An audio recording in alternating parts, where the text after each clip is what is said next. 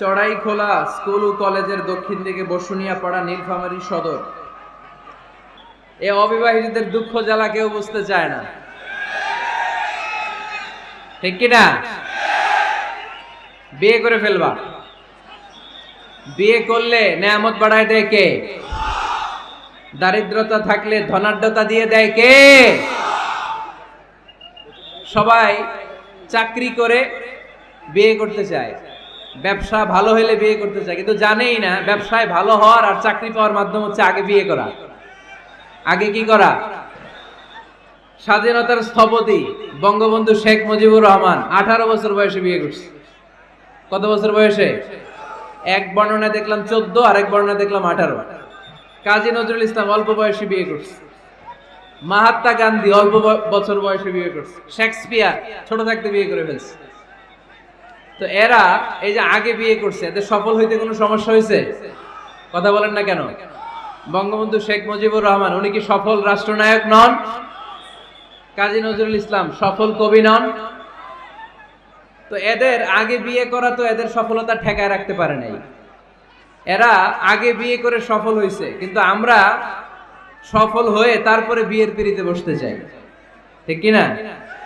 ঝামেলাটা এইখানে। এজন্য ছেলের বাবা, মেয়ের বাবা, নীলফামারীতে যারা আছেন সবাইকে বলি, ছেলে মেয়ে প্রাপ্ত বয়স্ক যদি হয়, ছেলের জন্য উপযুক্ত মেয়ে পাওয়া গেলে, ভালো মেয়ে পাওয়া গেলে দিনদার, আর মেয়ের জন্য ভালো পাত্র পাওয়া গেলে বিয়ে দিয়ে দিবেন। আর নিকাহ মিন সুন্নতি ফামান রাগিবা আন সুন্নতি ফালাইসা মিননি। বিশ্বনবী বলেন, বিয়ে এটা আমার সুন্নাত, আর যে আমার সুন্নাতকে পছন্দ করে না সে আমার উম্মত দাবি করতে পারবে। আরবাআন মিন সুনানিল মুরসালিন, 4টা কাজ দুনিয়ার সব নবীরা করেছেন, এর মধ্যে একটা হচ্ছে বিয়ে। সুবহানাল্লাহ পড়বেন না? এজন্য বিয়ে করবেন সম্মানিত ভাইরা, বিয়েতে বরকত। যারা বিয়ে করে নাই তাদের ঈমানের অর্ধেক অপূর্ণাঙ্গ। বিয়ে করলে ঈমানটাকে পরিপূর্ণ করে দেয় কে? তো যারা হাত তুলছে এদেরকে আল্লাহ রূপবতী, গুণবতী, নেককার, ভদ্র স্ত্রী দিয়ে আল্লাহ ধন্য করুক। আমরা পড়ি আমিন। দেখছেন এখন গলার আওয়াজ বড় হয়ে গেছে, এখন মহা খুশি, বিয়ের কথা শুনলেই খুশি। তো আজকের আলোচনাটা যারা নিউ কাপল, নতুন বিয়ে করেছেন তাদের কাজে লাগবে, আর যারা তোমরা বিয়ে করোনি তোমাদেরও কাজে লাগবে সামনে, আর মুরব্বী যারা এদেরও কাজে লাগবে। আপনারা আপনাদের অভিজ্ঞতার আলোকে এই আলোচনার কথাগুলো আপনাদের নাতি নাতকো এদেরকে শোনাবেন। তাহলে আজকের আলোচনার বিষয় হচ্ছে হ্যাপি কাপল, সুখী দম্পতি। সুখী দম্পতি, দম্পতি মানে হচ্ছে স্বামী আর স্ত্রী। স্বামী আর স্ত্রী বানায় যেজন মিস্ত্রি, সে বড় আজব কারিগর ও মনরে, সে বড় কঠিন কারিগর। স্বামী আর স্ত্রী এই সম্পর্কটা মিলিয়ে দিয়েছেন কে? কোথায় মিলিয়ে দিয়েছেন? জান্নাতে। আওয়াজ করে বলেন কোথায়? আমাদের আদি পিতা আদম আলাইহিস সালাম, আদিমাতা হাওয়া আলাইহিস সালাম, এরা হচ্ছেন পৃথিবীর প্রথম দম্পতি, the first couple in the world। পৃথিবীর সর্বপ্রথম দম্পতির নাম হচ্ছে আদম আর হাওয়া। জান্নাতে ওনাদের বিয়ে পড়াই দিয়েছিলেন কে? তার মানে বিয়ের সম্পর্কটা এটা জান্নাতি সম্পর্ক, এটা একটা চমৎকার সম্পর্ক। এজন্য এই দাম্পত্য জীবন, আমাদের এই সামাজিক জীবনের প্রভাব অনেক বেশি। অনেক দম্পতি আমাদের কাছে বলে, হুজুর সুখ নাই, শান্তি নাই। স্ত্রী এসে বলে, হুজুর আমার হাজবেন্ড আমাকে পছন্দ করে না, পরকিয়া করে। এই পরকিয়ার ভাইরাস বাংলাদেশে আছে না নাই? নীলফামারীতে বোধহয় নাই, আপনাদেরও আছে? আচ্ছা। আবার অনেক হাজবেন্ড এসে বলে, আমার স্ত্রীর এই সমস্যা।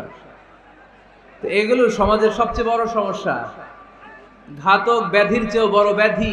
এগুলো নিয়ে কেউ মুখ খোলে না, কথা বলে না, ফলে দাম্পত্য জীবনের কলহ এটা দুর্বিষহ হয়ে ওঠে। আজকের আলোচনার মধ্য দিয়ে আমরা জানবো স্বামী স্ত্রী কেমন করে একটা সুখী, সমৃদ্ধ, আনন্দময় দাম্পত্য জীবন লিড করতে পারে। এ বিষয়ে আমাদের জানার দরকার আছে না নাই? আচ্ছা, আপনারা শুনতেছেন? আপনাদের সকলের মনোযোগ কি আমার দিকে, না ডানে বায়ে তাকাচ্ছেন? এই দিকে এখনো থামতে পারে নাই, আপনি করাই দেন পরে।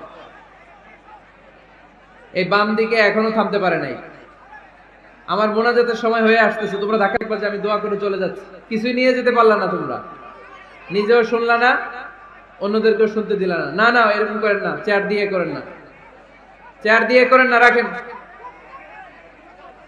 রাখেন রাখেন। আমি তো তোমাদেরকে হাত নেড়ে শান্ত হতে বললাম, এরপরে কথা কিসে রেখেন?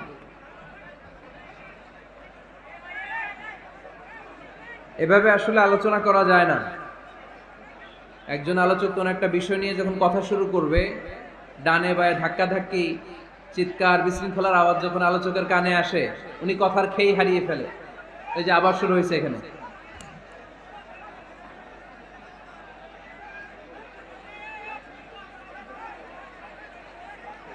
এই যে এখানে 50 জন হবে, আমার দিকে তাকাও। কি এখানে কি তোমাদের সমস্যা? কি এখানে কি জায়গা নাই? তো গো ব্যাক, পেছনে যাও, পেছনে যাও। এই যে এলইডি আছে, ওখানে বসে দেখো, ওখানে তো আমার আরো বড় দেখা যায়, ওখানে যেয়ে দেখো। এইখানে কি? প্রতিটা মাহফিলে এই আমার ডান দিকে, এই বাম দিকে কয়েকশো ছেলে পেলে ধাক্কা ধাক্কি করে শেষ পর্যন্ত বিশৃঙ্খলা। আল্লাহ হায়াতে বাঁচায় রাখলে মার্চের 15 তারিখ পর্যন্ত আমি আলোচনা করব দেশে। আজকের এই ক্যামেরাম্যানদের কথা, এটা ছড়ায় যাবে সব কমিটি। এই দুই দিকে ফাঁকা রাখবেন, এইখানে আপনাদের নিরাপত্তা কর্মী রাখবেন, কেউ থাকতে পারবে না এদিকে। সামনে যতদূর বসবে সব সামনে, এই জায়গা আমি ফাঁকা দেখতে চাই। সামনে আমার প্রোগ্রাম যেখানে হবে, মেহেরবানি করে এটা আপনারা অ্যারেঞ্জ করবেন, কারণ এদের কারণে পুরো মাহফিল বিশৃঙ্খলা। এই যে এখানে কয়েকশো লোক, এইদিকে কয়েকশো লোক, এরা কিন্তু শান্ত, এরা শান্ত। এই যে লক্ষ লক্ষ লোক জড়ো হয়েছে, এদের টাইমের দাম আছে। কি জবাব দিবা তোমরা আল্লাহর কাছে? কেন বিশৃঙ্খলা করো এখানে? একেবারে চুপ, একেবারে চুপ।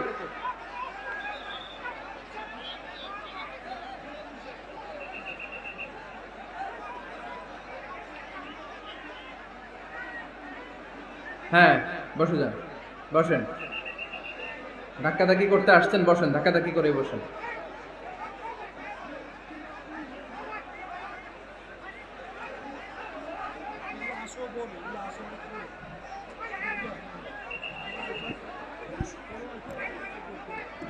একটা তাফসির মাহফিলের একটা ভাব গাম্ভীর্যতা আছে, এখানে কোরআনের কথা হয়।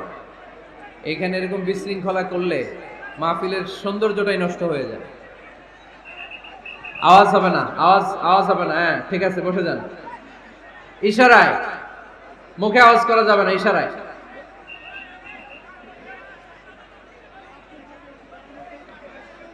সম্মানিত ভাইয়েরা, আমরা দাম্পত্য জীবনে সুখী হতে চাই কোরআন সুন্নাহর আলোকে। স্বামী স্ত্রীর সম্পর্কটা, এটা একটা মধুর সম্পর্ক, ঠিক কিনা? স্বামী স্ত্রীর সম্পর্কটা কেমন জানেন? স্বামী স্ত্রীর সম্পর্কটা হচ্ছে হাত আর চোখের মতো। হাত ব্যথা পেলে চোখ দিয়ে পানি ঝরে, আবার চোখ দিয়ে পানি ঝরলে হাত সেই পানি মুছে দেয়, ঠিক কিনা? স্বামী আর স্ত্রীর সম্পর্কটা এরকম হবে, হাত আর চোখ। হাতে হাত কেটে গেলে চোখ দিয়ে পানি পড়ে, আবার চোখ দিয়ে পানি পড়লে হাতই ওই পানি মুছে দেয়। সম্পর্কটা এরকম থাকার দরকার আছে না নাই? আছে। আল্লাহ তাআলা স্বামী স্ত্রীর সম্পর্ককে কোরআনে পোশাকের সাথে তুলনা করেছেন। ড্রেস, কস্টিউম, পোশাক। আওয়াজ করে বলেন, কিসের সাথে তুলনা করেছেন? পোশাক। কেন পোশাকের সাথে তুলনা করলেন? কারণ পোশাক মানুষের লজ্জাস্থানের হেফাজত করে। ইট কভারস আওয়ার প্রাইভেটস। পোশাক, ড্রেস এন্ড কস্টিউম, এটা আমাদের লজ্জাস্থানকে ঢেকে রাখে, আমাদের ঈমান বাঁচায়। তেমনি স্বামী তার স্ত্রীর চরিত্র হেফাজত করে, স্ত্রী তার স্বামীর চরিত্র হেফাজত করে, ঠিক কিনা? এজন্য আল্লাহ তাআলা মেটাফরিক্যালি, রূপক ভাবে স্বামী স্ত্রীকে পোশাকের সাথে তুলনা করেছেন।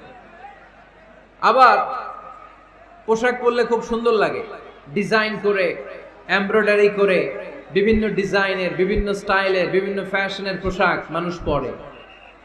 পোশাক পরলে মানুষের শ্রী বর্ধিত হয়, সৌন্দর্য বেড়ে যায়। ঠিক তেমনি নারীর চোখে পুরুষ সুন্দর, পুরুষের চোখে নারী সুন্দর, ঠিক কিনা? পোশাকের 3 নাম্বার কাজ হচ্ছে পোশাক মানুষকে কমফোর্ট দেয়, আরাম। এই যে শীতকালে আপনারা অনেকে ব্লেজার পরে আসছেন, অনেকের গলায় মাফলার, অনেকের গায়ে চাদর, আরাম লাগে না? কথা বলেন না কেন? লাগে। আবার গ্রীষ্মকালে এই মাফলার পরে কেউ বের হয়? চৈত্র মাসে, চৈত্র মাসে নীলফামারীতে জ্যাকেট পরেন কে কে দেখি? পরেন পরেন পরেন না। এর কারণ চৈত্র মাসে পাতলা কাপড় পরতে হয়, কটনের সুতির কাপড়। শীতকালে মোটা কাপড় আরাম লাগে, দেহটাকে প্রশান্ত করে দেয়। আবার গরমকালে সুতির কটনের পাতলা কাপড় পরলে দেহটারে প্রশান্ত করে দেয়। ঠিক তেমনি স্ত্রী যখন স্বামীর সান্নিধ্য পায়, এই লাইটটা অফ থাকলে ভালো, অফ, এই লাইটটা অফ, পারলে এটা অফ। স্ত্রী যখন স্বামীর সান্নিধ্য পায়, স্ত্রী প্রশান্ত হয়ে যায়। আবার স্বামী যখন স্ত্রীর সংস্পর্শ পায়, স্বামীর অন্তরটারে প্রশান্ত করে দেয় কে? এজন্য আল্লাহ তাআলা নারীকে বলেছেন, নারী তোমরা হচ্ছে পুরুষের পোশাক। আবার পুরুষদেরকে বলেছেন, ও পুরুষরা তোমরা নারীদের পোশাক। পড়েন আল্লাহু আকবার।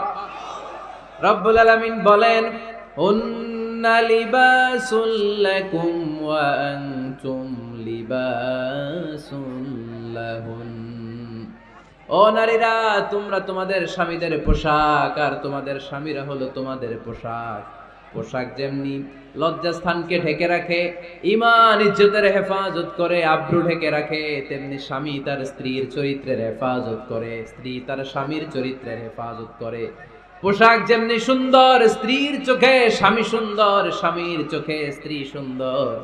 পোশাক যেমনি মানুষকে আরাম দেয়, প্রশান্ত করে দেয়, স্বামী আর স্ত্রী একে অপরের সংস্পর্শ পেলে তাদের হৃদয়টাও প্রশান্ত হয়ে যায়। ঠিক কিনা?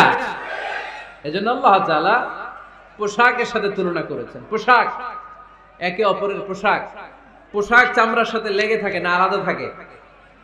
তার মানে স্বামী স্ত্রী সম্পর্কটা এরকম মিলেমিশে ভালোবেসে একাকার। ঠিক কিনা? আর নিসাউ শাকাইকুর রিজাল, নারীরা পুরুষদের কাউন্টার পার্ট। নারী হচ্ছে পুরুষের সহযোগী। এই পৃথিবীর এই সভ্যতা, এই সিভিলাইজেশন, এই উন্নয়ন, এই ডেভেলপমেন্ট, এটা শুধু পুরুষরা করে নাই। এই উন্নয়নের অংশীদারিত্বে আমাদের বোনদের, নারীদেরও হাত আছে না নাই?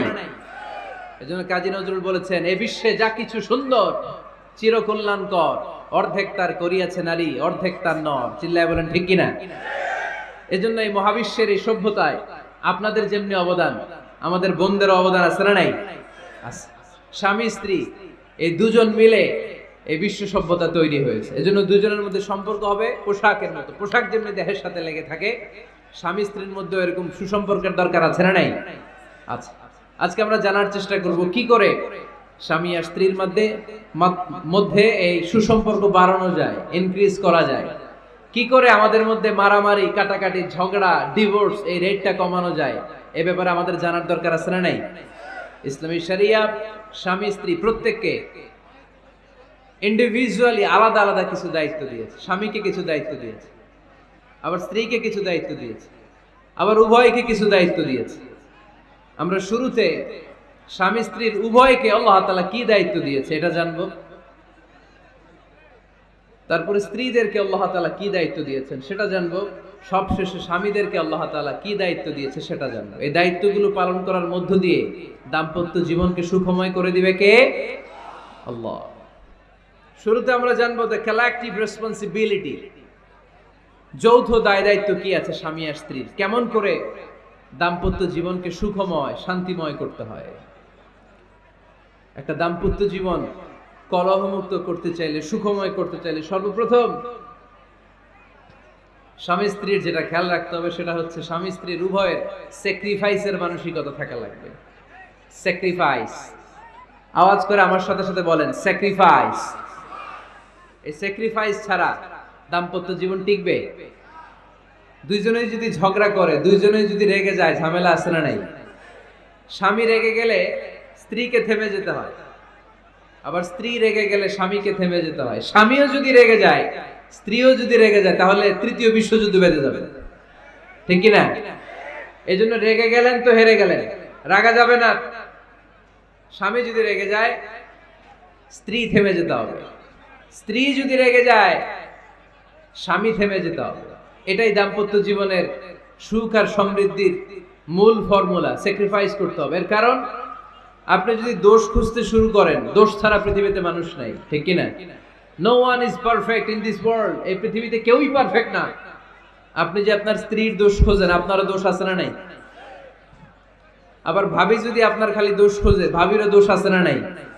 না, সেজন্য দোষ খুঁজবেন না, স্যাক্রিফাইস করেন, একটু মানিয়ে নিন। দাম্পত্য জীবনটা এরকমই, একটু ছাড় দিতে হয়, একটু মানিয়ে নিতে হয়। দাম্পত্য জীবনে কখনো মন খারাপ, কখনো মন ভালো, কখনো রোদ, কখনো বৃষ্টি, এই নিয়েই দাম্পত্য জীবন, ঠিক কিনা? তাহলে দাম্পত্য জীবনে যদি আমরা সুখ পেতে চাই, সকল নবদম্পতিকে বলবো একটু ছাড় দেওয়ার মানসিকতা বিল্ড আপ করেন, একটু মানিয়ে নেন, একটু মানিয়ে নেন, একটু ছাড় দেন, একটু মিলেমিশে চলেন। এক স্যাক্রিফাইস আমাদের জীবনটারে, আমাদের দাম্পত্য জীবনটাকে একটা জান্নাতি দাম্পত্য জীবন বানাই দিবে, ঠিক কিনা? দাম্পত্য জীবনকে সুখী করার 2 নাম্বার ফর্মুলা হচ্ছে ঝগড়া করা যাবে না। আপনারা ঝগড়া করেন নাকি?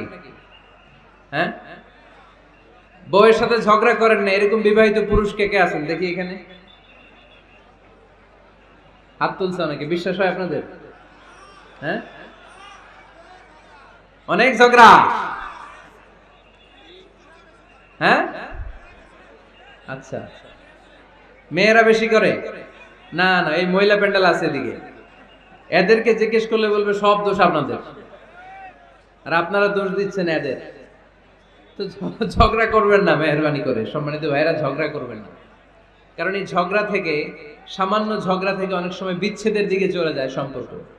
ছোট্ট ঝগড়া থেকে যেতে যেতে ঝগড়া বাড়তে বাড়তে ডিভোর্সের দিকে গড়ায়, এরকম আছে না? নাই না, সামান্য ঝগড়া যদি বেঁধে যায়, শয়তান এটার মধ্যে বাতাস দেয়, এটারে বাড়াতে বাড়াতে শয়তান অনেক বড় করে। ইমানদারদের পরিবার ভেঙে গেলে শয়তান খুশি, আর ইমানদারদের পরিবার টিকে থাকলে আমার আল্লাহ খুশি। আমরা কার খুশি চাই? জোরে বলতে হবে, খুশি চাই কার? শয়তান সব সময় চায় ইমানদারদের ফ্যামিলি ভেঙে দিতে। Always he tries his level best to break down the relationship of a mu'min family. একজন ইমানদারের ফ্যামিলি কি করে ব্রেক ডাউন করে দেয়া যায়? যেন ঝগড়াই করব না আমরা। আপনি ঝগড়া করলে ভাবি যেন ঠান্ডা থাকে, ভাবি ঝগড়া শুরু করলে আপনি ঠান্ডা থাকবেন। ঝগড়া করা যাবে না, কিন্তু ঝগড়া হয়ে যায় ফ্যামিলিতে, এটাকে চেক দিতে হবে। ঝগড়া নিয়ে অনেক মজার মজার গল্প আছে, একটা গল্প দিয়ে আজকে শুরু করি। এক লোক মাহফিল শেষ করে 11টার দিকে বাসায় ফিরেছে। তো বাসায় ঢোকার আগে তার ওয়াইফকে ফোন দিয়েছে, ফোন দিয়ে বলতেছে, এই মাহফিল শেষ, আমি কিন্তু বাসায় চলে আসতেছি, শুরু করার আগে তাড়াতাড়ি দরজাটা খুলো। তো স্ত্রী আবার রাতের খাবার স্বামীকে ছাড়া খায় না, তো স্ত্রী দরজা খুলে দাঁড়ায় আছে, স্বামী বেচারা আসছে। আসার পরে স্ত্রীকে বলতেছে, এই শুরু করার আগে রাতের খাবার দিয়ে দাও, খেয়ে নেই। তো স্বামী ওয়াশরুম থেকে ফ্রেশ ট্রেশ হয়ে আসছে, স্ত্রী বেচারিও ডাইনিং টেবিলে খাবার দিয়েছে। এবার স্বামীও খেতে বসেছে, স্ত্রীও খেতে বসেছে। স্বামী আবার বলতে আরম্ভ করছে, শুরু করার আগে ফ্যানটা ছাড়ো, খুব গরম লাগতেছে। এবার তো স্ত্রী রেগে মেগে আগুন, কি আসার পর থেকে শুরু করার আগে, শুরু করার আগে, শুরু করার আগে, কি শুরু করার আগে? স্বামী বলতেছে, এই তো শুরু হয়ে গেল, এই শুরু হয়ে গেল। মানে কি? ঝগড়া। নীলফামারীর ভাইয়েরা, এটা শুরু করা যাবে না। শুরু করবেন আপনারা, ঝগড়া করবেন। আমাদের ফ্যামিলিগুলো থেকে ঝগড়াকে আজকে থেকে আমরা নো বলে দিলাম, মানে না। ঝগড়াকে কি বললাম? সবাই বলতে পারেন না, আওয়াজ করে বলেন, ঝগড়াকে আমরা কি বলবো? নো। ঝগড়া করা যাবে না। শয়তান ঝগড়া বাঁধাতে খুব উস্তাদ। সহিহ মুসলিমের হাদিস, ইন্না ইবলিসা ইয়াদাউ আরশাহু আলাল মা সুম্মা ইয়াবআসু সারায়াহু। ইবলিস তার সিংহাসন গেড়েছে সাগরের উপরে। ইবলিসের সিংহাসন কিসের উপরে? বিশাল বড় সাগর আর মহাসাগরের উপরে ইবলিস শয়তান তার সিংহাসন নিয়ে বসা। প্রতিদিন সকালবেলায় শয়তানগুলোরে মানব রাজ্যে পাঠিয়ে দেয়, যা তোরা মানব রাজ্যে চলে যা, যে মানুষকে ওয়াসওয়াসা দেয়, ওয়াসওয়াসা দিয়ে খারাপ কাজ করা। সারাদিন খারাপ কাজ করার পরে কি কি ওয়াসওয়াসা দিল, কি কি খারাপ কাজ মানুষের মধ্যে ঘটালো, সন্ধ্যাবেলায় সব শয়তানে সেই ইবলিসকে বয়ান শোনায়। সন্ধ্যাবেলায় শয়তানগুলো এসে বলে, আমি এক লোককে দিয়ে মিথ্যা কথা বলিয়েছি। আরেক শয়তান বলে, আমি নামাজ কাজা করিয়েছি এক আল্লাহর বান্দাকে দিয়ে। আরেকজন বলে, আমি ওজনে কম দিয়েছি। আরেকজন বলে, আমি সুদের ব্যবসার মধ্যে টাকা লাগানোর ব্যবস্থা করে দিয়েছি। এক একজন এক একটা ওয়াসওয়াসা দিয়ে আল্লাহর মুমিন বান্দাদেরকে ধোঁকা দিয়েছে। এগুলোর ফিরিস্তি এসে সব শয়তানেরা ইবলিসকে শোনায়, কিন্তু কোনো কথাতে ইবলিসের মন ভরে না। কোন শয়তান এসে বলে আমি তো এমন মদের আড্ডাখানায় নিয়ে গেছি আল্লাহর বান্দাদেরকে, এগুলো নামাজই পড়ে নাই, খালি মদ খেয়েছে। আবার কিছু শয়তান এসে বলে আমি ক্যাসিনোতে নিয়ে গেছি, ওখানে খালি জুয়া খেলছে। আবার কিছু শয়তান এসে বলে আমি বাজারের মধ্যে ফরমালিনের এই ওয়াসওয়াসা ঢুকাই দিছি। একটার পর একটা শয়তানি ফিরিস্তি তারা ইবলিসকে শোনায়, কিন্তু কোনো কাজই ইবলিসের মন ভরাতে পারে না। একজন এসে বলে আনা মা তারাকতুহু বাইনার রাজুলি ওয়া ইমরাআতিহি হাত্তা ফাররাকতু, আমি একজন ইমানদার নারী পুরুষের মধ্যে ঝগড়া লাগায়া ওই ঝগড়া বাড়াতে বাড়াতে বাড়াতে বাড়াতে তালাক পর্যন্ত নিয়ে গেছে। নাউজুবিল্লাহ পড়বেন না? শয়তান এবার তার উপর খুশি হয়ে যায়। সব শয়তানগুলোকে ঠেলে ইবলিস এই শয়তানকে কাঁধে তুলে নাচতে শুরু করে দেয়। কারণ মুমিন বান্দার সংসার যদি ভেঙে যায় শয়তান খুশি হয়ে যায়, আর মুমিন বান্দার সংসার টিকে থাকলে খুশি হয়ে যায় কে? এজন্য নীলফামারীর ভাইরা ঝগড়া করা যাবে না। দাম্পত্য জীবনকে সুখী করতে চাইলে ঝগড়াকে আমরা নো বলে দিব। ঝগড়া অনেক সময় হবে, কিন্তু এটাকে বাড়তে দেয়া যাবে না, এটাকে আমরা স্পেস দিব না, ওইখানে থামায় দিতে হবে। রাজি আছেন তো সবাই? আল্লাহ রাসূল সাল্লাল্লাহু আলাইহি ওয়াসাল্লামের ফ্যামিলিতে ঝগড়া হতো। আম্মা জান আয়েশা রাদিয়াল্লাহু তাআলা আনহার সাথে আল্লাহ রাসূল সাল্লাল্লাহু আলাইহি ওয়াসাল্লামের ঝগড়া হতো, হাদিসে পাওয়া যায়। কিন্তু এগুলো ছিল মধুর ঝগড়া, সুন্দর ঝগড়া। সুবহানাল্লাহ পড়েন। আল্লাহর হাবিব বলেন ইয়া আয়েশা ইন্নী লা আ'লামু ইযা কুনতি আন্নী রাদিয়া ওয়া ইযা কুনতি আলাইয়া গাদবা। ও আয়েশা, তুমি কখন আমার উপর রেগে থাকো সেটাও আমি বুঝি, আবার কখন খুশি থাকো সেটাও বুঝি। আম্মা জান আয়েশা বললেন ইয়া রাসূলুল্লাহ, ইয়া হাবিবাল্লাহ, কেমন করে আপনি বুঝেন যে আমি আপনার উপর রেগে আছি, আবার কেমন করে আপনি বুঝেন আমি আপনার উপর সন্তুষ্ট আছি? বিশ্বনবী বললেন আয়েশা, তুমি যখন আমার উপরে খুশি থাকো, আমার উপর যখন তুমি রাজি থাকো, তখন তুমি দোয়ার সময় এইভাবে দোয়া করো, ওয়া রাব্বি মুহাম্মাদ, মুহাম্মাদের রব আপনি আমাদের সব গুনাহগুলো মাফ করে দেন। আর যখন তুমি আমার উপর রেগে থাকো, তখন তুমি আমার নামটা মুখ দিয়ে উচ্চারণ করো না। ও আয়েশা, তখন তুমি দোয়ার সময় বলতে থাকো ওয়া রাব্বি ইব্রাহিম, ইব্রাহিমের রব আপনি আমাদের সব গুনাহগুলো মাফ করে দেন। যখন তুমি খুশি তখন আমার নামটা মুখে নাও, যখন তুমি আমার উপর রেগে থাকো তখন তুমি আমার নামটা মুখে নিতে চাও না। আম্মা জান আয়েশা বললেন ইয়া রাসূলুল্লাহ, ইয়া হাবিবাল্লাহ, মা আহজুরু ইল্লা ইসমাক, আমি শুধু আমার মুখ থেকে আপনার নামটারে সরায় রাখি, আমার হৃদয় থেকে কোনোদিন আপনারে সরাতে পারি না। মা আহজুরু ইল্লা ইসমাক, নবী হে, আমি তো শুধু মুখ থেকে আপনার নামটারে বাদ দেই, আমার হৃদয় থেকে তো আপনারে বাদ দিতে পারি না। আমার হৃদয় পুরোটা জুড়ে শুধু আপনি আর আপনি। চিল্লায় পড়েন আল্লাহু আকবার। তার মানে আম্মা জান আয়েশাও আল্লাহ রাসূল সাল্লাল্লাহু আলাইহি ওয়াসাল্লামের উপর রেগে থাকতেন মাঝে মাঝে, বিশ্বনবী মাঝে মাঝে রাগ করতেন। একবার খুব বেশি রাগারাগি হয়ে গেল, অনেক ঝগড়া হয়ে গেল। এবার আল্লাহ রাসূল সাল্লাল্লাহু আলাইহি ওয়াসাল্লাম খেয়াল করলেন না, এত ঝগড়া তো করা ঠিক হবে না। তখন আল্লাহর হাবিব সাল্লাল্লাহু আলাইহি ওয়াসাল্লাম বললেন আয়েশা চলো মিটমাট করি। কি করি? হ্যাঁ, মিউচুয়াল করি না, মিটমাট। এই যে ঝগড়া লাগলে আবার যে মিলায় দেয়, এটার কি বলেন আপনারা নীলফামারীতে? মিটমাট। আল্লাহর হাবিব সাল্লাল্লাহু আলাইহি ওয়াসাল্লাম বললেন আয়েশা চলো আমরা মিটমাট করি, আমরা আর ঝগড়া না করি। আম্মা জান আয়েশা বললেন ঠিক আছে চলেন মিটমাট করি। বিষ্ণু বললেন ঠিক আছে একজনকে নিয়ে আসি যে দুইজনের মাঝে মিটমাট করাই দিবে। কারে নিয়ে আসবো? ওমরে ফারুককে নিয়ে আসি। আম্মা জান আয়েশা বলে না, ওমরু গালিদ, ওমরের মেজাজ গরম, আমার ভয় লাগে। সুবহানাল্লাহ পড়বেন না? বিষ্ণু বললেন তাহলে তোমার আব্বারে নিয়ে আসি। কই নিয়ে আসেন, আব্বারে খুব ভাল লাগে। বিষ্ণু বললেন ঠিক আছে তোমার কথাই রইলো, ওমরকে ডাকবো না, তোমার আব্বা আবু বকরকে নিয়ে আসবো। বিশ্বনবী মিটমাট করার জন্য সাইয়েদনা আবু বকর রাদিয়াল্লাহু তাআলা আনহুকে ডেকে নিয়ে আসলেন। সাইয়েদনা আবু বকর রাদিয়াল্লাহু তাআলা আনহু ঘরে ঢুকলেন। বিশ্বনবী বললেন আয়েশা, আমার আর তোমার মাঝে কি নিয়ে ঝগড়া হয়েছে? কথাটা কি তুমি বলবা নাকি আমি বলবো? আম্মা জান আয়েশা বলেন আপনিই বলেন, তবে মিথ্যা বললেন না, যা ঘটছে ওইটাই বললেন। ওয়ালা তাকুলিল্লা হাক্কান, যেটা সত্য ওইটাই বলবেন, অন্য কিছু বলবেন না। আবু বকর রাদিয়াল্লাহু তাআলা আনহু তো শুনে রেগে মেগে আগুন। কি এত বড় সাহস, বিশ্বনবীর সামনে দাঁড়িয়ে তুমি এভাবে কথা বলো? এই আদব শিক্ষা দিয়েছি তোমাকে আমি, রেগে গেলেন। বিশ্বনবী কি সত্য ছাড়া মিথ্যা কিছু বলবেন? রেগে মেগে চিৎকার করে মেয়ের গালের মধ্যে দিলেন এক চপেটাঘাত। এক থাপ্পড় খেয়ে আম্মা জান আয়েশা উল্টায় পড়লেন। আবার মারার জন্য সাইয়েদনা আবু বকর রাগে গড়গড় করছিলেন, মেয়েরে আবার মারার জন্য উদ্যত হলেন। বিশ্বনবী অবস্থা ভয়ঙ্কর দেখে সাইয়েদনা আবু বকরের সামনে দুই হাত মেলে এইভাবে দাঁড়িয়ে গেলেন। বিশ্বনবীকে যখন আবু বকর রাদিয়াল্লাহু তাআলা আনহু দাঁড়াতে দেখলেন, সাইয়েদনা আবু বকর মুহূর্তের মধ্যে থেমে গেলেন। সুবহানাল্লাহ পড়ো। সাইয়েদনা আবু বকর রাদিয়াল্লাহু তাআলা আনহু ঘর থেকে বের হয়ে গেলেন।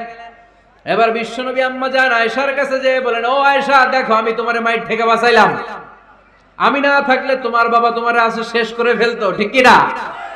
আমি বাঁচাইছি তোমারে। ইয়া আয়েশা কাইফা রাআইতিনি আনখাসতুকি মিনার রাজুল। দেখছো আয়েশা কেমনে বাঁচাইলাম তোমারে? আজকে আমি না থাকলে এমন পিট্টি দিত তোমার বাবা, একেবারে খবর হয়ে যায়। আম্মা জান আয়েশা লজ্জায় পড়ে গেলেন, হেসে দিলেন। বিশ্বনবীও হেসে দিলেন। সুবহানাল্লাহ পড়েন। দুইজনের এই হাসির আওয়াজ ঘরের বাইরে থেকে সাইয়েদনা আবু বকর শুনতে পেলেন। উনি শুনে তো অবাক, কিরে এতক্ষণ তৃতীয় বিশ্বযুদ্ধ, এখন আবার হাসে। ঘরে ঢুকলেন। ঘরে ঢুকার পরে আবু বকর রাদিয়াল্লাহু তাআলা আনহু বিশ্বনবীর বলেন, ইয়া রাসূলুল্লাহ আশরিকানি ফি সিলমিকুমা কামা আশরাকতুমানি ফি হারবিকুমা। হে আল্লাহর রাসূল, আপনারা দুইজন ঝগড়া লাগলে মিটমাট করার জন্য আমারে যেমনি ডাকেন, আপনারা যখন সুখ আনন্দ আর হাসাহাসিতে ব্যস্ত থাকেন, ওই হাসির সময়গুলোতে শেয়ার করার জন্য তখনও আমার একটু ডাইকেন। পড়েন সুবহানাল্লাহ। ও নবী, শুধু ঝগড়ার সময় ডাইকেন না, শুধু মিলায় দেওয়ার জন্য ডাকবেন না। আপনাদের মধ্যে যখন সুখকর আনন্দময় হাসাহাসির মুহূর্তগুলো কাটে, ওই মুহূর্তগুলোতেও আমাকে এনে আপনারা শেয়ার করে দিয়েন। পড়েন সুবহানাল্লাহ। মুসনাদে আহমদ ইবনে হাম্বলের হাদিস। এই হাদিস প্রমাণ করে আল্লাহ রাসূল সাল্লাল্লাহু আলাইহি ওয়াসাল্লামের ঘরেও ঝগড়া হতো স্ত্রীদের সাথে, তবে মধুর ঝগড়া, শিক্ষণীয় ঝগড়া। আওয়াজ করে বলতে হবে, ঠিক কি না? ত্রিভুজের কয় কোণা? কয় কোণা? 3 কোণা। এই যে এরকম, তাই না? এজন্য স্বামী স্ত্রীর ভালোবাসাটাকে বলে লাভ পিরামিড। উপরের কোণ সমুচার মতো না, উপরে থাকে আল্লাহ, আর ডানে স্বামী বায়ে স্ত্রী, এই দুই কোণায় স্বামী স্ত্রী, আর উপরের কোণায় আল্লাহ। স্বামী স্ত্রী যদি আল্লাহর আনুগত্যের দিকে যেতে চায়, যতই তারা the couple come to Allah, they come closer to each other. তারা যদি আল্লাহর কাছাকাছি যায়, তারা নিজেরাও কাছাকাছি হয়, ঠিক কি না? তারা আল্লাহর কাছে যেতে যেতে যেতে যেতে আল্লাহর ইবাদতে যদি একেবারে আল্লাহর কাছে চলে যায়, তারা নিজেরাও কাছাকাছি চলে যায়, ঠিক কি না? আর তারা আল্লাহর আনুগত্য থেকে যত দূরে সরে তারা নিজেরাও নিজেদের থেকে তত দূরে সরে পড়ে। চিল্লায় বলেন, ঠিক কি না? লাভ পিরামিড এটা। এজন্য the closer the couple comes to Allah, the closer the couple comes to each other. কাপল স্বামী স্ত্রী আল্লাহর ভালোবাসা নিজের মধ্যে যত গাঢ় করবে, আল্লাহর আনুগত্য যত বেশি করবে, আল্লাহর ইবাদত যত করবে, নিজেরাও তত কাছাকাছি আসবে। আর আল্লাহরে যত ভুলবে, নিজেদের মধ্যে বড় বড় ফারাক করে দিবে কে? তাহলে এই 5টা বিষয় স্বামী স্ত্রীর উভয়ের উপর বর্তায়। এগুলো মেনে চললে দাম্পত্য জীবনকে সুখময় করে দিবে কে? আল্লাহ। এবার আমরা শুনবো আমাদের বোনদেরকে, যে ডান দিকে আমি শুনলাম আমাদের বোনদের বিশাল প্যান্ডেল আছে না নাই? আচ্ছা, আজকে বোনদের দিয়ে শুরু করি। স্ত্রীদেরকে আল্লাহ কি দায়িত্ব দিয়েছে একটা ফ্যামিলিকে সুন্দর করতে, একটা দাম্পত্য জীবনকে সুন্দর করতে? স্ত্রীর 1 নম্বর দায়িত্ব হচ্ছে she should make a comfort to her husband. স্ত্রীর উচিত স্বামীর জন্য ঘরটাকে প্রশান্তির নীর বানিয়ে রাখা। কি বানিয়ে রাখা? প্রশান্তির নীর। স্ত্রী হওয়া উচিত এমন, যাকে দেখলে স্বামীর চোখ জুড়ায়, স্বামীর প্রাণ জুড়িয়ে যায়, স্বামীর হৃদয়টা ঠান্ডা হয়ে যায়, ঠিক কিনা? আর স্ত্রীর দিকে তাকালে যদি মেজাজ গরম হয়ে যায়, মেজাজ খিটখিটে হয়ে যায়, ঝামেলা আছে না নাই? ঝামেলা আছে। এজন্য মেহেরবানি করে আমাদের বোনরা যারা, এমন কোনো কাজ করবেন না যেটা স্বামীর মেজাজকে খিটখিটে করে দেয়। কারণ আল্লাহ তাআলা আপনাদেরকে তৈরি করেছে লিতাসকুনু ইলাইহা, স্বামী আপনার কাছে গেলেই যেন তার হৃদয়টা প্রশান্ত হয়ে যায়, ঠিক কিনা? অনেক স্ত্রী আছে না জেনে না বুঝে স্বামীর সাথে এমন খিটখিটে মেজাজ দেখায়, যেটা স্বামীর জন্য মেনে নেওয়া কষ্টকর, কারণে হার্ট অ্যাটাক করে মারা যায়। আছে না নাই? এই তো ভুক্তভোগী পাওয়া গেছে। স্বামীর জন্য একটা ত্রাস হয়ে দাঁড়ায় স্ত্রী, ত্রাস। অনেক স্বামী আছে স্ত্রীর এরকম আচরণের কারণে, অতিরিক্ত প্রেসার ক্রিয়েট করার কারণে স্ত্রীদেরকে ভয় পায়। অবশ্য নীলফামারীর কোন স্বামী তার স্ত্রীরে ভয় পায় না। ভয় পায়? স্ত্রীরে ভয় পান কে কে দেখি?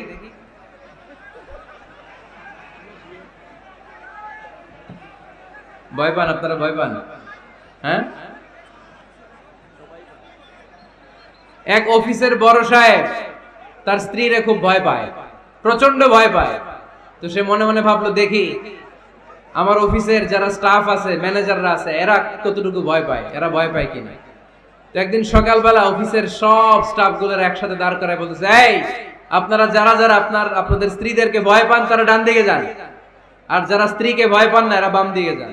অফিসের সব কর্মচারী ডান দিকে চলে গেছে, সবাই ভয় পায়, একজন শুধু বাম দিকে। বাম দিকে কয়জন ভয় পায় না, আর যারা ভয় পায় এরা ডান দিকে, ডান দিকে সবাই। তো বড় সাহেব ভাবছে, আলহামদুলিল্লাহ আমার অফিসে একজন হইলেও বীর পুরুষ আছে। তো বীর পুরুষের কাছে যেয়ে বলে, ঘটনা কি, আপনি মোটেও ভয় পান না? কয়, স্যার প্রতিদিন অফিস করার জন্য যখন ঘর থেকে বের হয় আমার বউ আমারে বলে দেয়, খবরদার সবাই যেদিকে যায় তুমি কিন্তু ওইদিকে যাইবা না, সবাই যেদিকে যায় তুমি ওইদিকে গেলে খবর আছে। বড় সাহেবকে খবরদার, এটা তো আরো ডরায়, ঠিক কি না? এজন্য বোনদেরকে বলবো, লিতাসকুনু ইলাইহা, এমন ভাবে আপনি আপনার স্বামীর সামনে নিজেকে প্রেজেন্ট করেন যাকে আপনাকে দেখলে আপনার স্বামীর চোখ জুড়িয়ে যায়, হৃদয়টা প্রশান্ত হয়ে যায়, আপনাকে দেখলেই আপনাকে ভালোবাসতে মনে চায়, ঠিক কি না? এজন্য রব্বুল আলামিন বলেন, আমি নারীদেরকে তৈরি করেছি লিতাসকুনু ইলাইহা, যেন পুরুষেরা স্ত্রীদের সংস্পর্শ যখন পায় পুরুষদের হৃদয়টারে প্রশান্ত করে দেয় কে? রব্বুল আলামিন বলেছেন, খাদিজার জন্য জান্নাতে আমি এমন একটা ঘর বানিয়েছি যেই ঘরের মধ্যে কোনো বিশৃঙ্খলা নাই। খাদিজার জন্য জান্নাতে এমন একটা প্রাসাদ আমি বানিয়েছি যেই প্রাসাদের মধ্যে কোনো আওয়াজ নাই, কোনো কোলাহল নাই, কোনো বিশৃঙ্খলা নাই। কারণ খাদিজা আমার নবীকে এমন একটা ঘর উপহার দিয়েছে যেই ঘরের মধ্যে কোনো বিশৃঙ্খলা ছিল না, আওয়াজও ছিল না। পড়েন সুবহানাল্লাহ।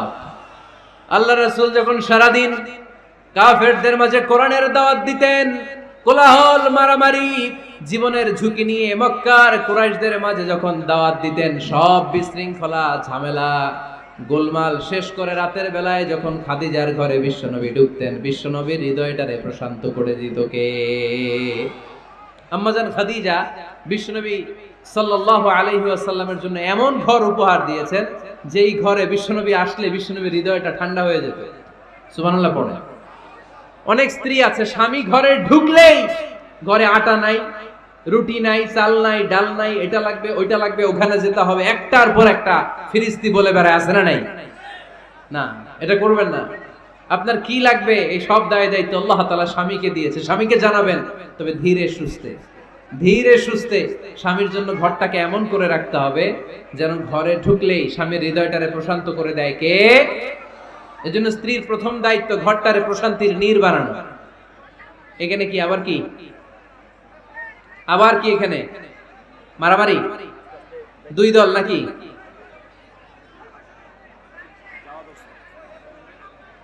আপনাদের মনোযোগ আছে না গেছে? কষ্ট হচ্ছে? হ্যাঁ, অনেক রাত হয়ে গেছে তো, প্রায় 10:30। হ্যাঁ, তাকবীর পড়েন, লিল্লাহে তাকবীর। তো কিছু লোক ওঠা বসা শুরু করলেন কেন? হ্যাঁ, 1 নাম্বার, 2 নাম্বার, 3 নাম্বার নাই তো আবার? হ্যাঁ, 1 নাম্বার নাকি পেশাব করা, 2 নাম্বার নাকি টয়লেটে যাওয়া, 3 নাম্বার নাকি এইটা। বিড়ি খান আপনারা? বিড়ি আর সিগারেটের সাথে মুসলমানের সম্পর্ক আছে? না। কোন মুসলমান সিগারেট খেতে পারে? বিড়ি টানতে পারে? কারণ এটা এমন একটা খাবার যে খাবার টয়লেটে ঢুকেও খাওয়া যায়। সিগারেট ছাড়া কোনো খাবার টয়লেটের ভেতরে খাওয়া যায়? কথা বলেন, খাওয়া যায়? এবং সিগারেট পৃথিবীর এমন খাবার যে খাবারের গায়ে এই খাবারের বদনাম লেখা থাকে, ঠিক কিনা? সিগারেট ছাড়া পৃথিবীর কোন খাবারে ওই খাবারের বদনাম আছে? কথা বলেন। ধরেন আপনাদের নীলফামারীতে নতুন 1 প্যাকেট বিস্কিট বেরিয়েছে, যে বিস্কিটের গায়ে লেখা এই বিস্কিট খাওয়ার 1 ঘন্টার মধ্যে ডায়রিয়া শুরু হবে। ওটা খাইবেন কে কে? খাবেন আপনারা? কি বলবেন দোকানদারে, তোর বিস্কিট তুই খা, তোর ডায়রিয়া হোক, ঠিক কিনা?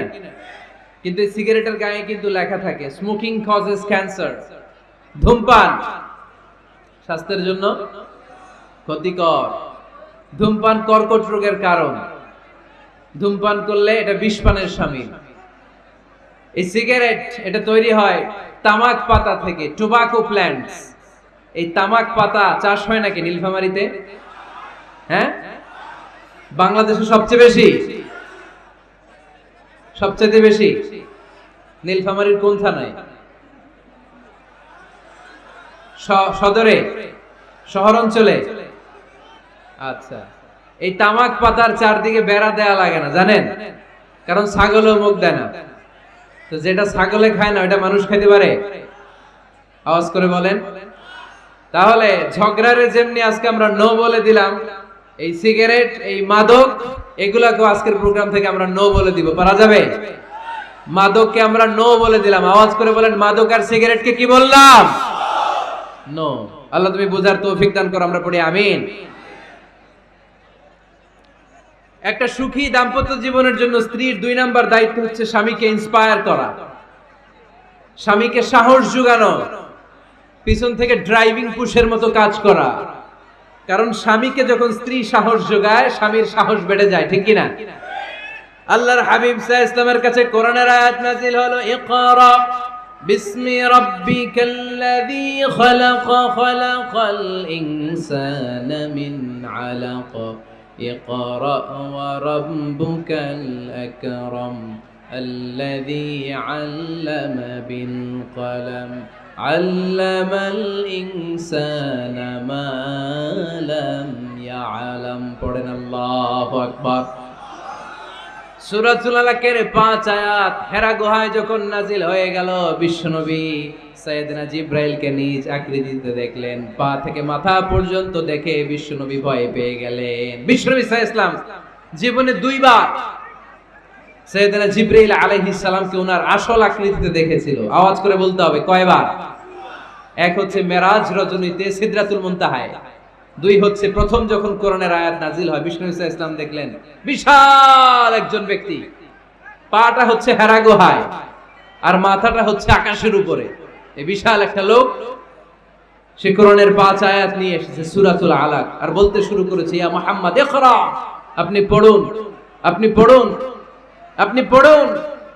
3 বার পড়ার আদেশ করার পরে বিষ্ণু ইসা ইসলাম পড়তে আরম্ভ করলেন, ইকরা বিসমি রাব্বিকাল্লাযী খালাক, খালাকাল ইনসানা মিন আলাক, ইকরা ওয়া রাব্বুকাল আকরাম, আল্লাযী আল্লামা বিল কলম, আল্লামাল ইনসানা মা লাম ইয়ালাম। বিষ্ণু ইসা ইসলাম পড়তে আরম্ভ করলেন। প্রথম কোরআনের আয়াত যখন নাজিল হয়ে গেল, বিষ্ণু ইসা ইসলাম ভয় পেয়ে গেলেন। হাত নাড়াচ্ছেন কেন আপনারা? হ্যাঁ, কি স্ক্রিনে দেখা যায়? আহারে কি আনন্দ আকাশে বাতাসে, সবাই খুশির ঠেলায়, খুশিতে আনন্দে ঠেলায় না? আল্লাহর হাবিব সাল্লাল্লাহু আলাইহি ওয়াসাল্লাম ভয় পেয়ে গেলেন। আপনাদের মনোযোগ তো নাই মনে হচ্ছে, তা হাত নাড়াচ্ছেন কেন? এদিকে তাকায়। খরগোশের কানের মতো কান দুইটারে খাড়া করা। কোরআনের আয়াত যখন নাজিল হলো, আল্লাহ রাসূল সাল্লাল্লাহু আলাইহি ওয়াসাল্লাম ভয় পেয়ে গেলেন। বিষ্ণু ইসা ইসলামের হৃদয় কাঁপতে আরম্ভ করলো। কোরআনের 5 আয়াত নিয়ে হেরা গুহা থেকে বিশ্বনবী আম্মা জান খাদিজাতুল কুবরা রাদিয়াল্লাহু তাআলা আনহার কাছে চলে আসলেন। এসে ডেকে বললেন, খাদিজা জাম্মিলুনি জাম্মিলুনি, কম্বল দিয়ে তুমি আমারে চাপা দাও, আমার ভয় লাগছে, মনে হয় আমি বাঁচব না। আম্মা জান খাদিজা বললেন, কি হয়েছে আপনার? বিশ্বনবী বললেন, বিশাল বড় একটা লোক কোরআনের 5 আয়াত নিয়ে এসেছে। ওই লোকের পা হেরা গুহার মধ্যে, মাথাটা আকাশের উপরে, এত বিশাল সত্তা, বিশাল কোন মানুষ জীবনে আমি দেখি নাই। এসে সে পরিচয় দিয়েছে সে নাকি জিব্রাইল ফেরেশতা। বিশ্বনবী বললেন, মনে হয় আমি বাঁচব না, আমার জ্বর চলে এসেছে, আমার হৃদয়ের মধ্যে কাঁপুনি শুরু হয়েছে, তুমি আমারে কম্বল দিয়ে চাপা দাও। আম্মা জান খাদিজা বললেন, ও নবী ভয় পাবেন না, আমার আল্লাহ কোনোদিন আপনারে অপমান করবেন না। সুবহানাল্লাহ পড়েন। ওয়াল্লাহি ওয়াল্লাহি লা ইউখজিক আল্লাহু আবাদা। নবী গো, আল্লাহ আপনারা অপমান করবেন না, কারণ আপনার মধ্যে এমন এমন ভালো ভালো গুণ আছে, এই গুণাবলীগুলি যে মানুষের মধ্যে থাকে তাকে আমার রব কোনোদিন অপমান করতে পারে না। চিল্লায় বলেন ঠিক কি না? নবী হে ইন্নাকা লা তাসিলুর রাহিমা, আপনি আত্মীয়তার সম্পর্ক বজায় রাখেন। ও নবী তাসদুকুল হাদিসা, সব সময় আপনি সত্য কথা বলেন। ওয়া তাহমিলুল কাল্লা, আপনি মানুষের বোঝা টেনে দেন। ওয়া তাকসিবুল মা'দুমা, যার উপার্জন করার কেউ নাই, নিজে গায়ে খেটে আপনি তারে উপার্জন করে দেন। ওয়া তুঈনু আলা নাওয়াইবিল হক, সত্য যেখানে বিপন্ন সেখানে আপনি সাহসী সৈনিকের মতো দাঁড়িয়ে যান। সুবহানাল্লাহ। নবী হ্যাঁ, আপনি ভয় পাবেন না, কারণ আপনি এমন অসাধারণ ব্যক্তিত্ব, এমন জনকল্যাণমূলক কাজের আঞ্জাম আপনি দেন, এরকম লোককে আল্লাহ কখনো অপমান করতে পারে? আপনি চালিয়ে যান, আপনাকে থামানোর মতো অপশক্তি গোটা বিশ্বে দ্বিতীয়টা নাই। চিল্লায় বলেন ঠিক কিনা? বিশ্বনবীকে সাহস জুগিয়েছেন, এরকম সাহস জোগানোর মতো স্ত্রী আমাদের দরকার আছে না নাই? বিশ্বনবী সারাদিন বাইরে যখন কাফির মুশরিকদের অত্যাচার অনাচার সহ্য করে ঘরে আসতেন, আম্মা জান আয়েশা এমন সাহসিকতার বাণী শোনাতেন, এমন মোটিভেশন শোনাতেন, এমন ইন্সপায়ারেশন দিতেন, বিশ্বনবী সারাদিনের সব দুঃখ কষ্ট ভুলে গিয়ে এর পরের দিনের দাওয়াতি কাজের জন্য নতুন করে এনার্জি ফিরে পেতেন। চিল্লায় পড়েন আল্লাহু আকবার। এজন্য স্ত্রীর 2 নাম্বার কাজ হচ্ছে স্বামীকে সাহস যোগানো। 2 নাম্বার কাজ কি? স্বামীকে সাহস যোগানো, স্বামীকে সাপোর্ট দেয়া। স্ত্রীর 3 নাম্বার কাজ হচ্ছে স্বামীর ডাকে সাড়া দেয়া। কি দেয়া? স্বামী যদি স্ত্রীর সঙ্গ পেতে চায়, স্ত্রীর ওই ডাকে সাড়া দিতে হবে। রাতের বেলা স্বামী যদি স্ত্রীর সঙ্গ চায়, আর স্ত্রী যদি সঙ্গ না দিয়ে চলে যায়, ফজর পর্যন্ত স্ত্রীর উপর আল্লাহর ফেরেশতারা লানত দিতে থাকে। চিল্লায় পড়েন নাউযুবিল্লাহ। তবে হ্যাঁ, ভ্যালিড যদি কোনো কজ থাকে, ভ্যালিড কজ, অসুস্থতা, অন্যান্য কমপ্লেক্সিটি যদি থাকে, সেটা ভিন্ন ব্যাপার। কিন্তু ইগোর কারণে, ইগো, মেজাজ দেখিয়ে, রাগ দেখিয়ে কোনো বোন যদি স্বামীর আহ্বানে সাড়া না দিয়ে মুখ ফিরিয়ে চলে যায়, ফজর পর্যন্ত আল্লাহর ফেরেশতারা ওই মহিলার উপর লানত দিতে থাকে। আওয়াজ করে পড়তে হবে নাউযুবিল্লাহ। আবার বিশ্বনবী বলেছেন, খবরদার, রমজান ছাড়া কোন নফল রোজা কোন স্ত্রী যদি রাখতে চায়, নফল রোজা রাখার আগে স্বামীর কাছ থেকে যেন সে অনুমতি নিয়ে নেয়। নফল রোজা, আওয়াজ করে বলেন কি রোজা? ফরজ রোজা না। দিনের বেলা যেহেতু রোজা রাখতে হয়, কোন নারী, কোন যুবতী নারী, বয়স্ক নারীদের কথা ভিন্ন, কোন যুবতী নারী যদি নফল রোজা রাখতে চায়, সে তার স্বামীর পারমিশন নেবে। কারণ হয়তো স্বামী দিনের বেলা স্ত্রীর সঙ্গ চেতে পারে, ঠিক কিনা? এজন্য স্বামীর কাছ থেকে পারমিশনের দরকার আছে না নাই? এরপরে 4 নাম্বার দায়িত্ব, নিজের লজ্জাস্থানের হেফাজত করা। ফাসসালিহাতু খানিতাতুন হাফিযাতুন লিল গায়বি বিমা হাফিজাল্লাহ। আল্লাহ নেককার স্ত্রীদের বর্ণনা যখন কালামুল্লাহ মাজিদে দিয়েছেন, আল্লাহ বলেছেন নেককার নারীদের প্রথম গুণ, তারা সব সময় তাদের স্বামীদের আনুগত্য করে। 2 নাম্বার, তারা তাদের নিজের লজ্জাস্থানের হেফাজত করে। 4টা কাজ কোন নারী যদি দুনিয়াতে করে, 4টা, আওয়াজ করে বলতে হবে কয়টা? মাত্র 4টা কাজ কোন নারী যদি পৃথিবীতে করে, ওই নারীর জন্য জান্নাতের 8টা দরজা খুলে দিবে কে?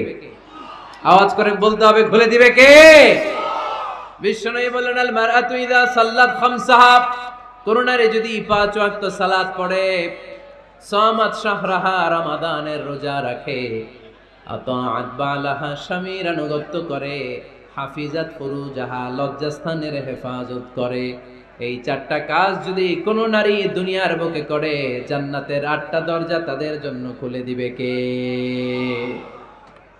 এজন্য দাম্পত্য জীবনকে সুখময় করতে হলে একজন স্ত্রীর 4 নাম্বার দায়িত্ব হচ্ছে নিজের সতীত্বের হেফাজত করা। 5 নাম্বার দায়িত্ব হচ্ছে স্বামীর সম্পদের হেফাজত করা। সাইয়েদনা আবু সুফিয়ান রাদিয়াল্লাহু তাআলা আনহু ছিলেন খুব কৃপণ মানুষ, বিষ্ণু ঈসা ইসলামের শ্বশুর। সহিহ বুখারীতে এসেছে, ওনার স্ত্রী এসে আল্লাহ রাসূল সাল্লাল্লাহু আলাইহি ওয়াসাল্লামের কাছে বলেন, ইয়া রাসূলুল্লাহ, ইন্না আবা সুফিয়ান রাজুলুন শাহীহ। হে আল্লাহর রাসূল, আবু সুফিয়ান খুব কৃপণ মানুষ, আমার আর আমার সন্তানদের খরচের জন্য যে টাকা পয়সা লাগে আমার স্বামী দেয় না। এখন আমার স্বামীর অনুমতি ছাড়া সিন্ধুক থেকে টাকা নেয় আমার জন্য জায়েজ কিনা? আল্লাহর হাবিব বললেন, হ্যাঁ, স্বামী যদি কৃপণ হয় তাহলে ফ্যামিলির খরচের জন্য যতটুকু দরকার অতটুকু নিতে পারবা, ওইটারে ক্ষমা করে দিবে কে? আমাদের অনেকের মধ্যে অনেক কৃপণ লোক আছে না নাই? এখানে নাই মাশাআল্লাহ। এই কৃপণ লোক যদি থাকে, আপনার অনুমতি ছাড়াও ভাবি আপনার পকেট থেকে টাকা নিতে পারবে। আজকে সব গোমর ফাঁস করে দিলাম। কৃপণ যারা, তাদের পারমিশন ছাড়া পকেট থেকে আলমারি থেকে টাকা নিয়ে যতটুকু দরকার ফ্যামিলির ততটুকু খরচ করা যাবে, অতিরিক্ত খরচ করা যাবে না। 6 নাম্বার দায়িত্ব হচ্ছে ছেলে মেয়েদেরকে দেখাশোনা করা, ছেলে মেয়েদেরকে বুকের দুধ খাওয়ানো। অনেক মা আছে ছেলে মেয়েদেরকে বুকের দুধ খাওয়াতে চায় না, আছে না নাই? হ্যাঁ, ডানু খাওয়ায়, ডানু। আর কি খাওয়ায়? হ্যাঁ, মিল্ক ভিটা আর নিডো, নেসলে, সেরেলাক আর হ্যাঁ বায়োমিল। মাশাআল্লাহ, অনেক নাম জানেন তো আপনারা। তো মেডিকেয়ার, তো এই বুকের দুধ খাওয়াতে চায় না অনেক মায়েরা। মায়েরা যারা আছেন প্যান্ডেলে, আপনার বুকের দুধের মধ্যে বাচ্চাদের জন্য আল্লাহ রাব্বুল আলামিন ন্যাচারাল ভ্যাকসিন দিয়ে দিয়েছেন। চিল্লায় পড়েন সুবহানাল্লাহ। ন্যাচারাল, প্রাকৃতিক টিকা, বাচ্চার জীবনের প্রথম টিকাটা, সন্তানের জীবনের নবজাতক শিশুর প্রথম টিকাটা আল্লাহ তাআলা মায়ের বুকের শাল দুধের ভেতরে দিয়ে দিয়েছেন। সুবহানাল্লাহ পড়েন। টিকাগুলো তো বাজার থেকে কিনতে হয়, প্রথম টিকাটা আল্লাহ ফ্রি দিয়ে দিয়েছে। সুবহানাল্লাহ পড়বেন না? এজন্য রাব্বুল আলামিন বলেন, ওয়াল ওয়ালিদাতু ইউরদি'না আওলাদাহুন্না হাওলাইনি কামিলাইনি লিমান আরাদা আন ইউতিম্মার রাদাআ। দুনিয়ার প্রতিটা মায়ের উচিত টানা 2 বছর তাদের সন্তান সন্ততিদেরকে দুধ খাওয়ানো। কয় বছর? আওয়াজ করে বলতে হবে, কয় বছর? মায়ের বুকের দুধ যে ছেলেগুলো খায় না, এদের ব্রেনের গ্রোথ হয় না। এগুলো হয় বলদা নাম্বার 1। কি হয়? বলদা নাম্বার 1। ফার্মের মুরগির মতো এগুলা। ফার্মের মুরগি দেখছেন? হ্যাঁ, ফার্মের মুরগি দেখবেন যে দোকানে যখন কিনতে যাবেন, এটারে নিয়ে যেখানে ওজন করে ওইখানে বসা রাখলে ওইখানেই বসে থাকে, আধা ঘন্টায় উঠবে না, এটা বসেই থাকে। আর গ্রামের মুরগি দেখছেন, দেশি মুরগি, ধরতে পারবেন এটারে? খবর আছে, ঘাম ছুটায় ছাড়বে।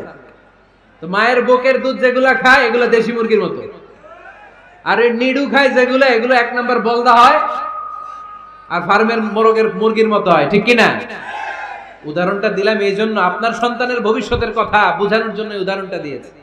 বুকের দুধ খাওয়াবেন, এর মধ্যে আল্লাহ তাআলা এমন নিউট্রিশন, পুষ্টি গুণ দিয়ে মায়ের বুকের দুধকে আল্লাহ তাআলা সমৃদ্ধ করেছে। বাচ্চার ব্রেইনের গ্রোথ হয়, বাচ্চার হাড্ডিগুলো খুব শক্ত হয়, সে ইনফিরিয়রিটি কমপ্লেক্সে ভোগে না, হীনমন্যতায় ভোগে না। জীবনের যেখানেই যাবে সেখানেই সে হবে সফল। চিল্লায় বলেন ঠিক কিনা? অনেক মা আছে বুকের দুধ খাওয়াতে চায় না, ডানু খাওয়ায়, নিডু খাওয়ায়, আবার নিজেদের কাজের জন্য ব্যস্ত, ছেলে মেয়েদেরকে সময় দেয় না। আছে না নাই? নারীরা চাকরি করতে পারবে, হেজাব করে নিজেকে পর্দার মধ্যে রেখে শিক্ষকতা করতে পারবে, ডাক্তারি করতে পারবে, সব পেশায় তারা যেতে পারবে, নিজেদেরকে পর্দার মধ্যে রেখে হেজাব পরে সব জায়গায় যেতে পারবে। কিন্তু সন্তানদেরকেও দেখাশোনার দরকার আছে না নাই? অনেক মায়েরা নিজেরা থাকে চাকরিতে আর ছেলে মেয়েদেরকে দিয়ে রাখে কাজের মেয়ের কাছে। আছে না নাই? মনে রাখবেন, আপনি যদি অফিসে চাকরিতে ব্যস্ত থাকেন আর ছেলে মেয়ে যদি কাজের মেয়ের কাছে মানুষ হয়, তাহলে ছেলে মেয়ে আপনার আচরণ পাবে না, সে কাজের মেয়ের বুয়ার আচরণ পেয়ে পেয়ে বড় হবে। চিল্লায় বলেন ঠিক কিনা? এক একটা নারীকে আল্লাহ তাআলা এক একটা ফ্যামিলির ম্যানেজিং ডাইরেক্টর বানিয়ে দিয়েছে। A woman is an MD of a family.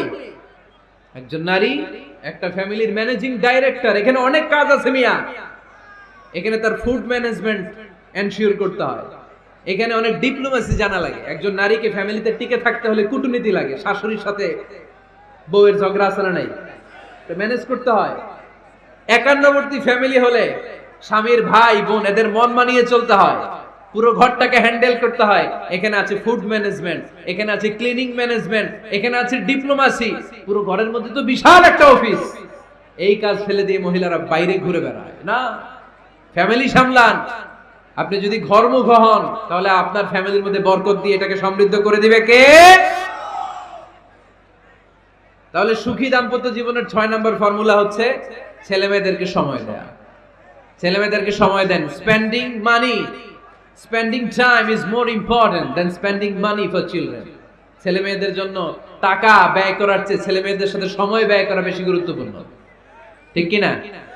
এমন অনেক ফ্যামিলি আছে আমি দেখেছি যে বাবাও চাকরিজীবী, মাও চাকরিজীবী।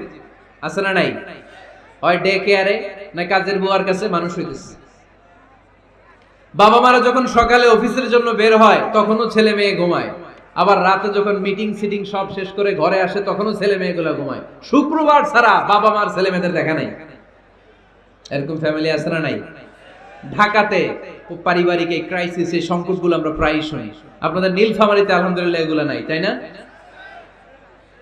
আল্লাহ তুমি আমাদের ফ্যামিলিগুলোরে বরকতময় করো, আমাদের ফ্যামিলিতে যেন আমরা জান্নাতি ইমেজ উপভোগ করতে পারি, তুমি তৌফিক দান করো। আওয়াজ করে পড়বো আমিন। 7 নাম্বার দায়িত্ব, বিশ্বনবী বলেছেন খবরদার, স্বামী পছন্দ করে না এমন কোন লোককে স্ত্রী যেন ঘরে অ্যালাউ না করে। স্বামী পছন্দ করে না এমন কোন লোককে আপনার স্ত্রী ঘরে অ্যালাউ করতে পারবে? আমার বোনেরা খবরদার, আপনার স্বামীর পারমিশন ছাড়া, আপনার স্বামী পছন্দ করে না এরকম কোন লোককে আপনার ঘরে আপনি অ্যালাউ করতে পারবেন না। 8 নাম্বার, স্বামীকে আর্থিকভাবে সহযোগিতা করা। যদি স্ত্রী ধনী হয়, আমরা সব এক করে ফেলছি, আসলে ইসলামের দৃষ্টিতে স্বামীর ব্যালেন্স আলাদা, স্ত্রীর ব্যালেন্স আলাদা। স্বামীর যাকাত আলাদা, স্ত্রীর যাকাত আলাদা, ঠিক কি না? স্ত্রী ধনী হতে পারে, স্ত্রীর আলাদা সম্পদ থাকতে পারে। যদি স্ত্রীর সম্পদ থাকে, স্ত্রীর উচিত তার সম্পদ দিয়ে তার স্বামীকে এস্টাবলিশ হতে, স্বাবলম্বী হতে সহায়তা করা। যদিও এটা আল্লাহ তাআলা আবশ্যক করে দেন নাই, কারণ আর্থিক ফিনান্সিয়াল সব কাজগুলোকে স্বামীর উপরে খরচ করেছে কে? ফিনান্সিয়ালি 1 টাকা খরচ করা, 1 টাকার দায়ভার নেওয়া কোন স্ত্রীর উপরে আল্লাহ আবশ্যক করে নাই। তারপরেও স্ত্রী যদি ধনী হয়, স্ত্রীর যদি জায়গা জমি থাকে, সম্পদ থাকে, তাহলে স্ত্রীর উচিত তার স্বামীকে স্বাবলম্বী হতে সহযোগিতা করা, ঠিক কিনা? আমরা মডেল হিসেবে আম্মাজান খাদিজা রাদিয়াল্লাহু তাআলা আনহার জীবনের দিকে যদি তাকাই, তাহলে দেখব উনি অনেক মহিয়সী গরিয়সী একজন ব্যবসায়ী নারী ছিলেন। আম্মাজান খাদিজা রাদিয়াল্লাহু তাআলা আনহা ওনার ব্যবসায় স্টাফ হয়ে বিশ্বনবী ওনার সাথে পরিচিত হলেন। বিশ্বনবী আমানতদারিতায় মুগ্ধ হয়ে আম্মাজান খাদিজা বিশ্বনবীর বিয়ের প্রস্তাব দিলেন। আম্মাজান খাদিজা রাদিয়াল্লাহু তাআলা আনহার সাথে বিশ্বনবীর যখন বিয়ে হয়ে যায়, বিয়ের পরে আম্মাজান খাদিজা বলেন, ও বিশ্বনবী, আমার যত সম্পদ আছে, আমার ব্যবসায়ের যত মালামাল আছে, যত সম্পদ আছে, সব আমি আপনার পায়ের সামনে এনে রেখে দিলাম। আপনি দিয়ে দিলাম, সব সম্পদ আপনার আমি দিয়ে দিলাম। আপনি ইচ্ছে মতো মানুষকে দান করতে পারেন, খরচ করতে পারেন, দাওয়াতি কাজে, মুসলিমদেরকে আজাদ করার কাজে আপনি ব্যয় করতে পারেন। আওয়াজ করে পড়েন আল্লাহু আকবার। আবার দোয়া যখন করবেন, আল্লাহর নামগুলো উচ্চারণ করে দোয়া করবেন। আল্লাহর অনেকগুলো সুন্দর নাম আছে না নাই?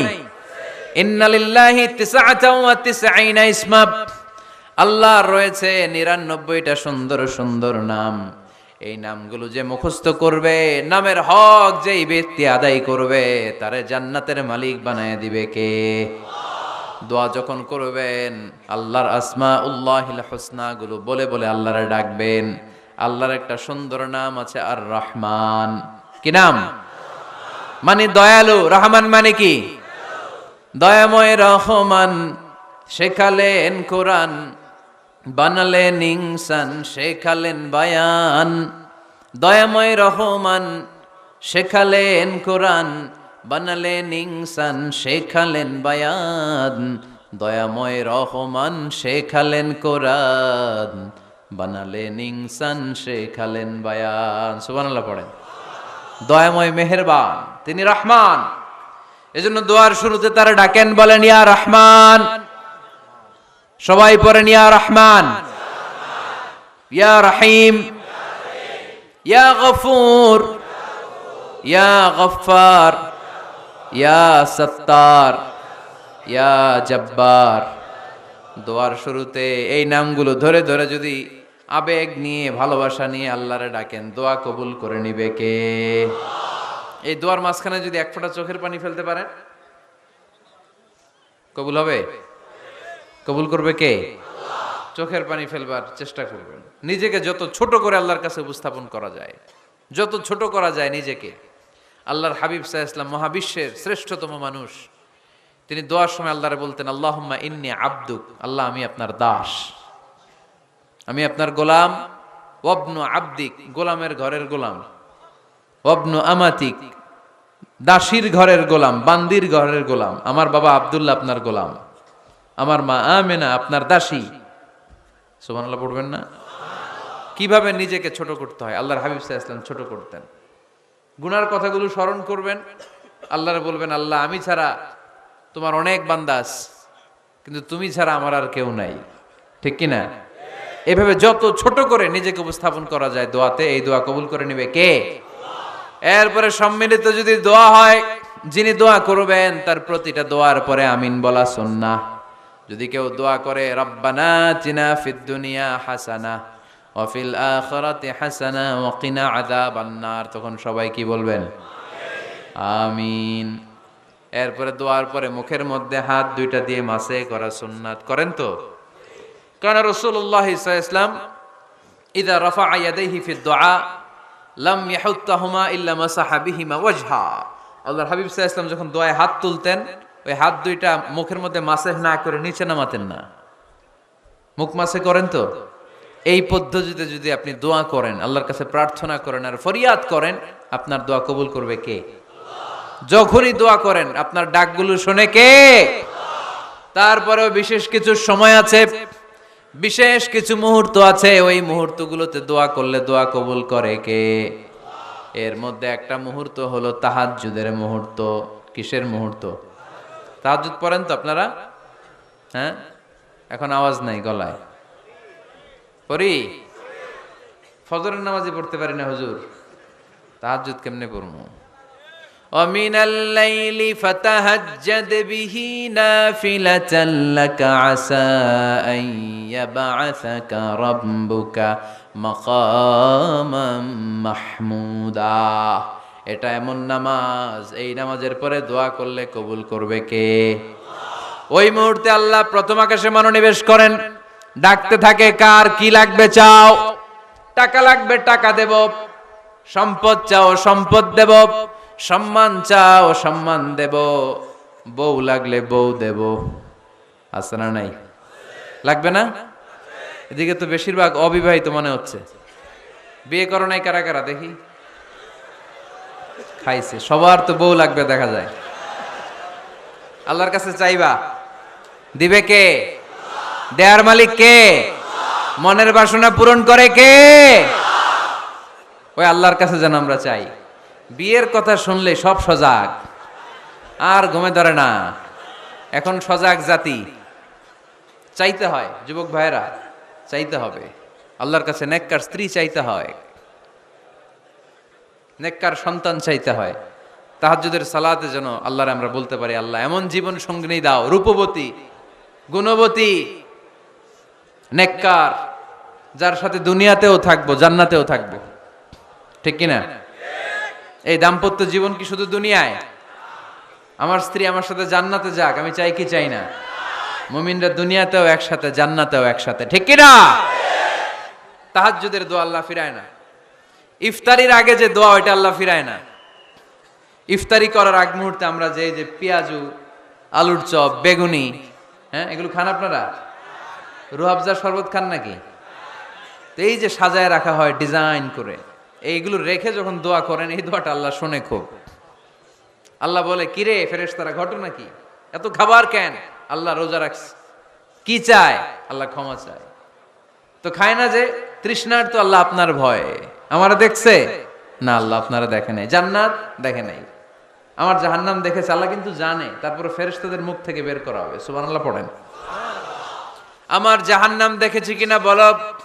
ফেরেশতারা বলে না, জাহান্নাম দেখে নাই। আমার জান্নাত দেখেছে কিনা বলো? জান্নাতও দেখে নাই, কিছুই দেখে নাই, আপনারেও দেখে নাই। আল্লাহ এবার খুশি হয়ে যাবে। আমার খুশির জন্য আমার ভয়ে তৃষ্ণার্ত ক্ষুধার্ত সামনে খাবার হাত বাড়ালেই খেতে পারে, গ্লাসটা তুললেই পান করতে পারে, আমার ভয়ে খায় না। আমার ক্ষমা চায়, আমার কাছে ক্ষমা প্রার্থনা করে। এখন আমার বান্দা যা দোয়া করবে, বান্দার সব দোয়া আমি কবুল করে নেব। আল্লাহর ভালোবাসা সফট কর্নার খুব গ্রো করে, ঝুব্বো যে খুব মারতে হবে, ঠিক কিনা? সময় মতো কাজ করতে হবে। সময়ের 1 ফোঁট, অসময়ের 10 ফোঁট। সময় মতো 1 ফোঁটা দিলে যেই লাভ, অসময়ে 10 ফোঁটা দিলে ওই লাভ হবে না। সময় মতো কাজ করতে হবে। ইফতারের আগ মুহূর্তে দোয়া করবেন। বাইনাল আযানি ওয়াল ইকামা, আল্লাহর হাবিব সাল্লাল্লাহু আলাইহি ওয়াসাল্লাম বললেন, আদ-দুআউ লা ইউরাদ্দু বাইনাল আযানি ওয়াল ইকামা। আযান এবং ইকামতের মাঝখানে দোয়া করলে ওই দোয়া আল্লাহ কখনো ফিরিয়ে দেয় না। জোহরের আযান হইছে, সুন্নত নামাজ পড়ে বসে আছেন, মুয়াজ্জিন সাহেব আসে না, ইমাম সাহেবও বেরোয় না। এই সময়টা অনেকে কিছুই করে না, ঘড়ির দিকে তাকায় থাকে, মোবাইল টিপে, পাশের লোকের সাথে কথা বলে। কিন্তু এটা যে it's a very high time to make দোয়া, এটা যে দোয়া করার সবচেয়ে দামি সময়, এটা অনেকে টেরই পায় না। ইউসুফের খিলের ভাইয়েরা, আপনাদের মনে থাকবে তো? আযান ইকামতের মাঝখানে সময় পেলে কি করবেন? লিস্ট করবেন কি কি লাগবে। আল্লাহ আমার টাকা লাগবে, আল্লাহ আমার পয়সা লাগবে, আল্লাহ আমার স্বাস্থ্য খারাপ সুস্থতা লাগবে, আল্লাহ আমার ছেলে নাই ছেলে লাগবে, আল্লাহ আমার মেয়ে নাই মেয়ে লাগবে, আল্লাহ আগামী ইলেকশনে আমি দাঁড়াইতে চাই, আমার তুমি চেয়ারম্যান বানাই দিও। এইগুলো লিখবেন, পারবেন? কথা কয় না, পারবেন? পারবেন? সুপার শপে গেলে কি কমেন্ট পড়ছে নাকি আপনাদের দোয়া? হ্যাঁ, ও চেয়ারম্যান সাহেব আপনি? মাশাআল্লাহ মাশাআল্লাহ। তো এই যে এগুলো লিখবেন। সুপার শপে গেলে কিন্তু আমরা লিস্ট করি, চাল লাগবে, ডাল লাগবে, রসুন লাগবে, পেঁয়াজ লাগবে, করি না লিস্ট? দেখেন দুনিয়ার জন্য কত কনশাস আমরা, কত সচেতন, কিন্তু আল্লাহর কাছে কি চাওয়া লাগবে ওইটা নিয়ে টেনশন নাই। লিস্ট করবেন আর চাবেন। এরপর আল্লাহর হাবিব বললেন, দুবুরা সালাওয়াতিল মাকতুবা, প্রত্যেক ফরজ সালাতের পরে আমরা যে আল্লাহর কাছে দোয়া করি, ওই দোয়া কবুল করে কে? তাসবিহ পড়বেন আগে, এরপরে দোয়া। ওইটা আমাদের দেশে যেটা, ওইটা না। আসসালামু আলাইকুম রাহমাতুল্লাহ, আসসালামু আলাইকুম রাহমাতুল্লাহ, আল্লাহুম্মা আমিন ইয়া আরহামার রাহিমিন। আছে না এরকম একটা দোয়া?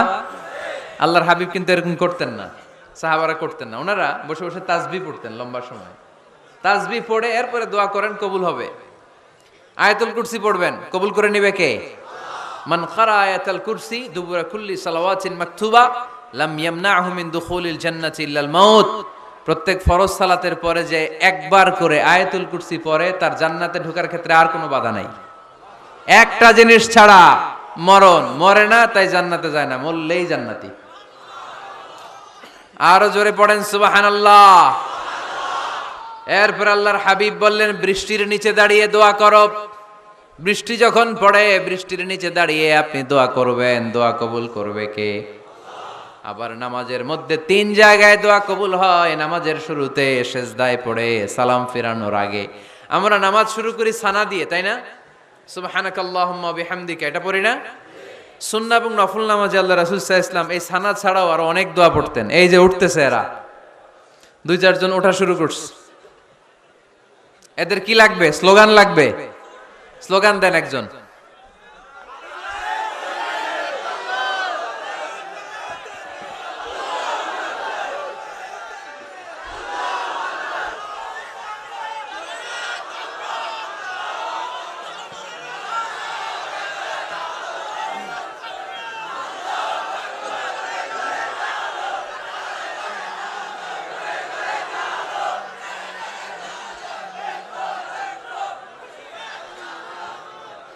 বিপ্লব বিপ্লব, ফজরের সময় খাতার নিচে। ইসলামী বিপ্লব, ফজরের সময় আমি কম্বলের নিচে। এরকম ডাকাইতে আছে না নাই? না, এরকম না। সব জায়গায় আগে থাকতে হবে, নামাজেও আগে, ময়দানেও আগে, ঠিক কি না? এরাই আসল মুসলমান। শুধু বিপ্লব বিপ্লব, ইসলামী বিপ্লব। ফজরের সময় মুসল্লি নাই মসজিদে, এরা ইসলামী বিপ্লব করে ফেলতেছে। ফজরের সময় বিপ্লব করতে হবে। বিপ্লব বিপ্লব, ফজর নামাজের বিপ্লব, ঠিক কি না? মুসল্লি শূন্য মসজিদ, ফজরের সময় মুসল্লি নাই। আহা, আমাদের দেশে দেখেন, ফজরের নামাজ পড়া সুন্নত না? কি? জুমার নামাজ পড়া ফরজ। এটাও ফরজ, ওইটাও ফরজ। জুমার নামাজে জায়গা পাওয়া যায়? পাওয়া যায়। পাক্কা মুসল্লি একটু দেরি করে গেলে উনি 3 তলায়ও জায়গা পায় না, অন্য সিজনাল মুসল্লিদের ভিড়ে, ঠিক কিনা? এটাও ফরজ, ওইটাও ফরজ। কিন্তু ফজরের নামাজের কি অবস্থা? ইসুবের খেলে কি অবস্থা বলেন? এটা হইলো আসল ওয়াজ। হ্যাঁ, কি অবস্থা? ইমাম সাহেব হুজুর কই? ইমাম সাহেব আছে এখানে কেউ? ইমাম আপনি, আপনার কি অবস্থা মসজিদে ফজরে? হ্যাঁ, কিরকম হয়? জুমার নামাজের মতো হয় না? হয় না? জুমার নামাজে বেশি। যেদিন ফজরের দৃশ্য জুমার দৃশ্যের মতো হয়ে যাবে, ওই দিন হয়ে যাবে বিপ্লব, বিপ্লব, ইসলামী বিপ্লব। আর কিছু লাগবে না। ফজরের সময় আসেন সবাই মসজিদে, ইসলামী বিপ্লব করে ফেলবো আমরা। এদেশের ফজরের দৃশ্য একরকম, জুমার দৃশ্য আরেক রকম। ফজরের দৃশ্য যদি জুমার দৃশ্য হয়ে যায়, জুমার দৃশ্য যদি ফজরের দৃশ্য হয়ে যায়, ইসলামী বিপ্লব। This is the Islamic revolution. এটার বলে ইসলামী বিপ্লব। অমুকের দালাল, অমুকের দালাল, ইসলামী বিপ্লব সব কোপায় ফেলামু, ফজরের সময় আমি নাই। আছে না নাই? ফজরের সময় আসেন, এরপরে বিপ্লব করবো আমরা ইনশাআল্লাহ। পড়েন। এজন্য আল্লাহর হাবিব তাকবীরে তাহরিমা বাদার পরে সানা পড়তেন, মাঝে মাঝে পড়তেন ওয়াজহাতু ওয়াজহিয়া লিল্লাযী ফাতারাস সামাওয়াতি ওয়াল আরদা হানিফাও ওয়া মা আনা মিনাল মুশরিকিন। এখানে অনেক দোয়া পড়তেন। আল্লাহুম্মা বাঈদ বাইনি ওয়া বাইনা খাতায়ায়া কামা বাআদতা বাইনাল মাশরিকি ওয়াল মাগরিব। আল্লাহ, আমার আর আমার গুনার বোঝার মধ্যে এত দূরত্ব করে দাও, পৃথিবীর পূর্ব প্রান্ত আর পশ্চিম প্রান্তের মাঝখানে তুমি যত দূরত্ব রেখেছো। সুবহানাল্লাহ পড়েন। আমার পাপগুলোকে তুমি সাদা ধবধবে ঠান্ডা বরফের পানি দিয়ে ধুয়ে মুক্ত করে দাও। ও আল্লাহ, আমারে তুমি নিষ্পাপ বানিয়ে দাও। এই নামাজের শুরুতে এই দোয়াগুলো করলে কবুল করে কে? নামাজের মধ্যে আরেকটা জায়গা আছে দোয়ার, সেজদায়। কখন? ওয়াসজুদ ওয়াক্তারিব। আল্লাহ বলেন সেজদা দাও, আমার কাছে আসো। সেজদায় পড়ে যা বলার আল্লাহরে বলবেন। মনে থাকবে? যুবক ভাইয়েরা, তোমাদের মনে থাকবে? যা চাইতে মনে চায় সেজদায় পড়ে চাও। তুমি যখন সেজদায় লুটিয়ে পড়ো, তুমি মসজিদের টাইলসে সেজদা দাও নাই, তুমি আল্লাহর কুদরতি পায়ের উপরে সেজদা দিয়েছো। সেজদায় আমরা আল্লাহর সাথে কথা বলবো। সর্বশেষ সালাম ফিরানোর আগে দোয়া করলে কবুল করে কে? লা ইউসাল্লিমান্না আহাদুকুম হাত্তা ইয়াতাআওয়াযা আন আরবা'। চারটা জিনিস থেকে পানাহ না আছে আমার কোন উম্মত যেন সালাম না ফিরায়। সবাই যেন পড়ে আল্লাহুম্মা ইন্নী আউযু বিকা মিন আযাবিল কবর, আউযু বিকা মিন আযাবি জাহান্নাম, আউযু বিকা মিন ফিতনাতিল মাহইয়া ওয়াল মামাত, আউযু বিকা মিন ফিতনাতিল মাসিহিদ দাজ্জাল। পড়েন আমিন। দোয়া মাসুরা পড়ে এই দোয়াটা পড়ে সালাম ফিরাবেন। কবুল করবে কে? জুমার দিনে, আজকে কি বার? আজকেই তো জুমাবার। এই জুমার দিনে আল্লাহর হাবিব বলেন একটা সময় আছে, ওই সময় বান্দা যাই চায় আল্লাহ তাই দেয়। ওই সময়টা কখন? এই নিয়ে মুহাদ্দিসিন একরামদের মধ্যে ইখতিলাফ। সবচেয়ে গ্রহণযোগ্য মত হচ্ছে আসরের পর থেকে শুরু করে সূর্য ডোবার আগ পর্যন্ত, ওই মুহূর্তে দোয়া করবেন। এই সময়গুলো নোট করে রাখবেন, এই সময় চাইলেই আল্লাহ দিয়ে দেয়। এরপর আল্লাহর হাবিব বললেন কদরের রাত্রে দোয়া করলে কবুল করে কে? আমরা বাংলাদেশে শুধু 27 পালন করি, বাকি 5 দিনের খবর নাই। এরকম আছে না নাই? 21, 23, 25, 27, 29 এই 5টা বেজোর রাতে, যে কোনো রাতে কদর হয়ে যেতে পারে। আমরা নামাজ পড়ি কোন রাতে? 27। সারা রাত কানতে কানতে শেষ, ওদিকে কদর চলে গেছে 23 তারিখ। আছে না নাই? হতে পারে। বুদ্ধিমান মুমিনের কাজ হচ্ছে বেজর 5 রাত্রিতে, শেষ দশকের 5 বেজর রাত্রিতে এক সমান তালে ইবাদত করা, যাতে কোনো ক্রমে কদরের বরকত ছুটে না যায়। এরপর আল্লাহর হাবিব বললেন কেউ যদি কোরআন খতম করে, কোরআন খতমের পরে যে ব্যক্তি দোয়া করবে তার দোয়াটা কবুল করে কে? মান খাতামাল কোরআন ফালাহু দাওয়া মুস্তাজাবা। কোরআন খতম করার পরে দোয়া করলে আল্লাহ দোয়া কবুল করে। হজের ময়দানে দোয়া করলে কবুল করে কে? আরাফাতের ময়দানে দোয়া কবুল হয়। তাওয়াফ করা অবস্থায় দোয়া করলে কবুল হয়। জামজামের পানি খেয়ে, মা উ জামজাম লিমা শুরিবালা, যেই নিয়তে জামজামের পানি খায় ওই নিয়ত কবুল করে কে? মুজদালিফায় দোয়া আল্লাহ কবুল করেন, মাতাফে কবুল করেন, মুলতাজামে কবুল করেন। কাবা ঘরের হাজরা আসওয়াদের কর্নার, কাবা ঘরের দরজা, 2 জায়গার মাঝখানে একটা জায়গা আছে, এটার নাম মুলতাজাম। এইখানে হয় ধাক্কা ধাক্কি, সুযোগ হলে ওইখানে দাঁড়িয়ে ওইখানে টাচ করে শরীর লাগিয়ে দোয়া করবেন, কবুল করবে কে? কিন্তু সুযোগ পাওয়া যায় না। এক মাওলানা সুযোগ পাইছিল ধাক্কা ধাক্কি করে কোন রকম গেছে, যে একটা দোয়া করছে আল্লাহর কাছে, আল্লাহ জীবনে যা দোয়া করছিলাম আর যা করবো সব কবুল করে নাও। এই দোয়া করার সাথে সাথে খাইছে এক ধাক্কা, খাইয়ে অনেক দূর, কয় কাম হয়ে গেছে, সমস্যা নাই। দোয়াটা কি করছিল? কি করেছিল? আল্লাহ জীবনে যত দোয়া করেছি আর যত দোয়া করব সব তুমি কবুল করে নিও। একটা দোয়া করছে উনি, মুলতাজাম ধরে কয় দোয়া করছে? এক দোয়া। কারণ কয়টা চাবে ওখানে? আল্লাহ এটা দাও ওইটা দাও, চাওয়ার সময় আছে ওইখানে খালি ধাক্কা ধাক্কি। এজন্য উনি একটা চাইছে, আল্লাহ যা জীবনে চাইছিলাম আর যা চাবো সব তুমি কবুল করে নিও, এটাই চাই, আর কিছু চাই না। সুবহানাল্লাহ পড়তে পারলেন না? শেষ কথা বলি এবার, দোয়া কবুলের 5টা শর্ত। এই কথা বলে আজকের আলোচনা শেষ। সবাই এবার অনেক খুশি। কয়টা শর্ত? জোরে বলেন। ধৈর্য আছে মাশাআল্লাহ, ওঠে নাই তেমন, মাঝে মাঝে একটু ধমক দেয় যাতে না ওঠে, বেশি বিশৃঙ্খলা করে ফেলে। এখন আবার ঠান্ডা হয়েছে। কয়টা শর্ত মনে থাকবে? এই যারা বলেন দোয়া কবুল হয় না, দেখেন নিজেদের সাথে মিলে কিনা। এই 5টা শর্ত যদি পাওয়া যায়, মুহূর্তেই আপনার দোয়া আরশে যে নক করবে। 1 নাম্বার শর্ত আকলুল হালাল, হালাল খাওয়া। কি খাওয়া? আমরা দুইটাই খাই, হালালও খাই হারামও খাই। বেশি খাই কোনটা? হ্যাঁ, কি খান? আমি কই নাই কিছু, আপনারাই কইছেন। নিজের উত্তরে নিজে ধরা না। হারাম খেলে তো দোয়া কবুল হয় না। লা ইয়াদখুলুল জান্নাতা জাসাদুন গুযিয়া বিল হারাম। ওই দেহ কখনো জান্নাতে যায় না যে দেহ হারাম খেয়ে বর্ধিত হয়েছে।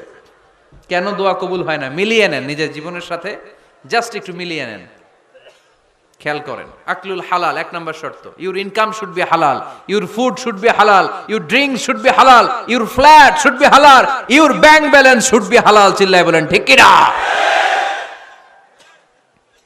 এক লোক কাবার চারপাশে শুধু দোয়া করে, ইয়া রব, ইয়া রব, ও আমার রব, তুমি আমারে মাফ করে দাও, তুমি আমারে মাফ করে দাও। এই সাহাবীর কান্নাকাটি দেখে, এই লোকের কান্নাকাটি দেখে অন্য সাহাবারা বলল, আজকের সব সওয়াব এই লোকে নিয়ে যাবে। সব সওয়াব তো আজকে উনার। এর দোয়া কবুল। আল্লাহর হাবিব বললেন, ওয়া মাতআমুহু হারাম, ও যা খায় হারাম খায়। ওয়া মাশরাবুহু হারাম, যা পান করে হারাম। মালবাসুহু হারাম, তার ড্রেস আপ এটা হারাম টাকা থেকে আসে। ফা আন্না ইউস্তাজাবু লাহু, কেমন করে আল্লাহ ওর দোয়া কবুল করবে? আল্লাহ ঠেকা পড়ছে নাকি? ইন্নাল্লাহা তাইয়্যিব লা ইয়াকবালু ইল্লা তাইয়্যিবা। আল্লাহ নিজে পবিত্র, আল্লাহ পবিত্র ছাড়া কোনো অপবিত্র জিনিস গ্রহণ করেন না। জিহাদের ময়দানে একজন সাহাবী ছিল, সর্বপ্রথম তীর মেরেছিল। নাম কে বলতে পারবে? সাআদ বিন আবি ওয়াক্কাস রাদিয়াল্লাহু তাআলা আনহু। উনি একবার আল্লাহর হাবিবকে বললেন, ইয়া রাসূলুল্লাহ, উদউ আল্লাহ আইয়াজআলানি মুস্তাজাবাদ দাওয়া।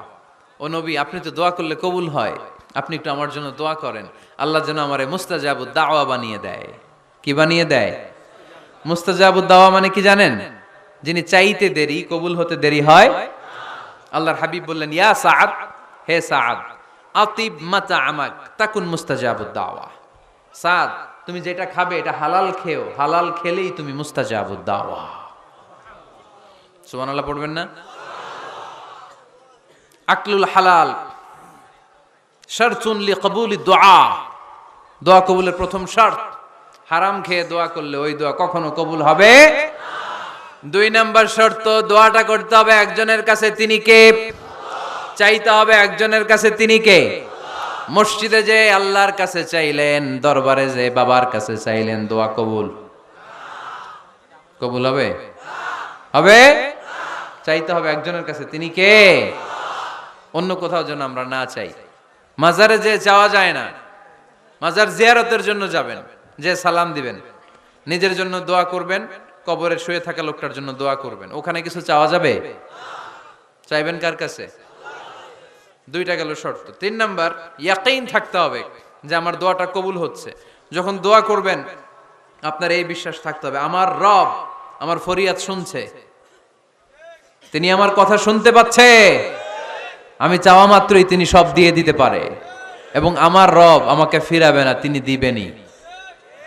এরকম ইয়াকিন থাকতে হবে। উদুল্লাহ ওয়া আনতুম মুকিনুনা বিল ইজাবা, এমন ভাবে দোয়া করো যে তুমি সুনিশ্চিত এই দোয়া কবুল হবেই। এই নিশ্চয়তা নিজে নিজে নিয়ে নেবে। আল্লাহর উপর ভরসা কম আমাদের, এই ভরসা জাগে না যারে উনি দিবেনই নিশ্চিত আমি। আপনি নিশ্চিত হলে পেয়ে যাবেন নিশ্চিত। আপনার মধ্যে যদি সন্দেহ, হায় রে কবুল হয় না, না হয়, ওই দোয়া জীবনেও কবুল হবে না। ঠিক কিনা? 4 নাম্বার শর্ত আসসালাতু আলা রাসূলিল্লাহ, আল্লাহর হাবিব সাল্লাল্লাহু আলাইহি ওয়াসাল্লামের উপর দুরূদ পড়া। কুল্লু দুআ মাহজুব মাওকুফুন বাইনাস সামাই ওয়াল আরদ, আমরা যা দোয়া করি সব আকাশ জমিনের মাঝখানে পেন্ডিং হয়ে থাকে। মা লাম ইউসাল্লা আলাইহি, আল্লাহর হাবিব বললেন যতক্ষণ না আমার উপর দুরূদ শরীফ পড়া হয়। আওয়াজ করে সবাই পড়েন সাল্লাল্লাহু আলাইহি ওয়াসাল্লাম।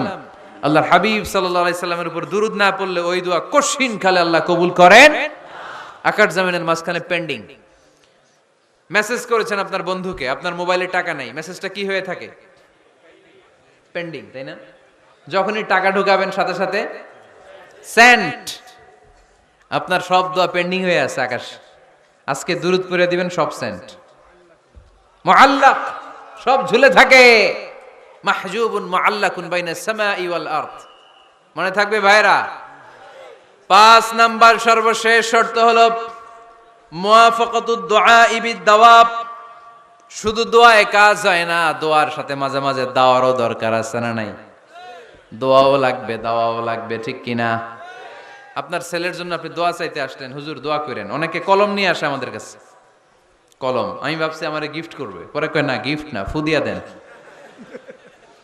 ফু দিয়ে দেন কেন? আমার ছেলের পরীক্ষা, আপনার ফু পাইলে গোল্ডেন এ প্লাস পাবে। দোয়ায় কাজ হবে না, আগে পড়াশোনা করতে হবে, তারপরে দোয়ায় কাজ হবে, ঠিক কিনা? দোয়াটা ভ্যালিউ অ্যাড করে, ইট অ্যাডেড দ্য ভ্যালিউ। কিন্তু আগে লাগবে লেখাপড়া, আগে লেখাপড়া। অসুস্থ হয়েছেন, খালি দোয়া চাইতেছেন, চিকিৎসা নেয়া বড় সুন্নাহ। আল্লাহর হাবিব সাল্লাল্লাহু আলাইহি ওয়াসাল্লাম অসুস্থ হলে চিকিৎসা নিতেন, সুবহানাল্লাহ পড়েন। দোয়ার সাথে দাওয়া লাগবে। এক ছেলে পীর সাহেব হুজুরের কাছে দোয়া চাইছে, হুজুর আমার সন্তান নাই, আল্লাহ যেন একটা ছেলে দেয়, দোয়া করেন। হুজুর দোয়া করছে, ছেলে হয় নাই। পরের বছর আবার দোয়া, হুজুর দোয়া করেন আল্লাহ যেন ছেলে দেয়, ছেলে হয় নাই। তৃতীয় বছর আইসা বলে, হুজুর দোয়া করেন, ছেলে হয় নাই। পীর সাহেব হুজুর মনে মনে কয় ঘটনা কি, ওর ছেলে হয় না কেন? জিজ্ঞেস করলো, বাবা তুমি কি বিয়ে করছো? কয় না, বিয়া তো করি নাই। পীর সাহেব হুজুর বললেন, আগে বিয়েটা তো করবি, তারপরে না সন্তান। তো বিয়ের পর্বটা তো সারো, তবেই না সন্তান পাওয়া যাবে, ঠিক কি না? দোয়ার সাথে দাওয়া লাগে। আল্লাহর হাবিব সাল্লাল্লাহু আলাইহি ওয়াসাল্লামের আঙ্গুলে একবার বিচ্ছু পোকা কামড় দিল, প্রচন্ড ব্যথায় বিশ্বনবী কাতরাচ্ছেন, রেগে গেলেন আর বললেন, ও বিচ্ছু, মানুষও চিনোস না, নবীও চিনোস না, কোথায় কামড় দিবি, জায়গা পেলি না। কিন্তু বিশ্বনবী ব্যথা পাচ্ছেন। আম্মা জান আয়েশাকে বললেন রাদিয়াল্লাহু তাআলা আনহাকে বললেন, লবণের পানি নিয়ে আসো, গরম দাও, ঢালো। উনি আরাম পাচ্ছেন আর সূরা ইখলাস পড়ে ফু দিতে লাগলেন, ফাতিহা পড়ে ফু দিতে লাগলেন। গরম পানি ঢালা শেষ, ফু দেওয়া শেষ, আঙ্গুলের ব্যথাও। দেখছেন কি কম্বিনেশন? দোয়াও লাগে, সাথে সাথে কি লাগে? দাওয়াও লাগে। দোয়া আর দাওয়া দুইটার সমন্বয়ে আপনাকে সফলতা দিবে কে? সফলতা একজনই দেয়, তার নাম, জোরে বলতে হবে, তিনি কে? ব্যবসা যদি মন্দা থাকে, ব্যবসায় সফল হতে চান, সফলতা এনে দিবে কে? বিসিএস পরীক্ষা দিচ্ছেন, রিটেনে পাশ করেন না, পাশ করায় দিবে কে? বিয়ের ব্যবস্থা হচ্ছে না, ব্যবস্থা করে দিতে পারে কে? পাসপোর্ট জমা দেয়া, হুজুর ভিসা লাগে না, হুজুর কিচ্ছু করতে পারবে না, করতে পারে একজন, চিল্লায় বলেন তিনি কে? এজন্য বিপদে আপদে সব সময় আমরা ভরসা রাখবো আমাদের আল্লাহ রাব্বুল ইজ্জা ওয়াল জালালের উপর। আল্লাহর কাছে আমরা বেশি বেশি চাইবো, আল্লাহ ছাড়া কারো দরবারে আমরা হাত পাতি না, চিল্লায় বলেন ঠিক কি না? আমরা ফকির একজনের দরবারে, ঘাটে ঘাটে আমরা ফকির হইতে রাজি না, আমরা একজনের দরবারে ফকির। দরবারটা কার? দোয়া একটা শিল্প। যে টিপস গুলো শিখাইলাম আজকে, এগুলোর আলোকে আমরা যেন দোয়াটাকে আত্মস্থ করতে শিখি, যাতে দোয়া করার সাথে সাথে এই দোয়া আরশে কবুল হয়ে যায়। আল্লাহ আমাদের সবাইকে কথাগুলো বুঝার ও আমল করার তৌফিক দান করো, আল্লাহুম্মা আমিন। রব্বানা যালামনা আনফুসানা ওয়া ইন লাম তাগফির লানা ওয়া তারহামনা লানাকুনান্না মিনাল খাসিরিন। রব্বানা আতিনা ফিদ দুনিয়া হাসানাতাও ওয়া ফিল আখিরাতি হাসানাতাও ওয়া কিনা আযাবান নার। আল্লাহুম্মা হাসিবনা হিসাবান ইয়াসীরা, আল্লাহুম্মা হাসিবনা হিসাবান ইয়াসীরা।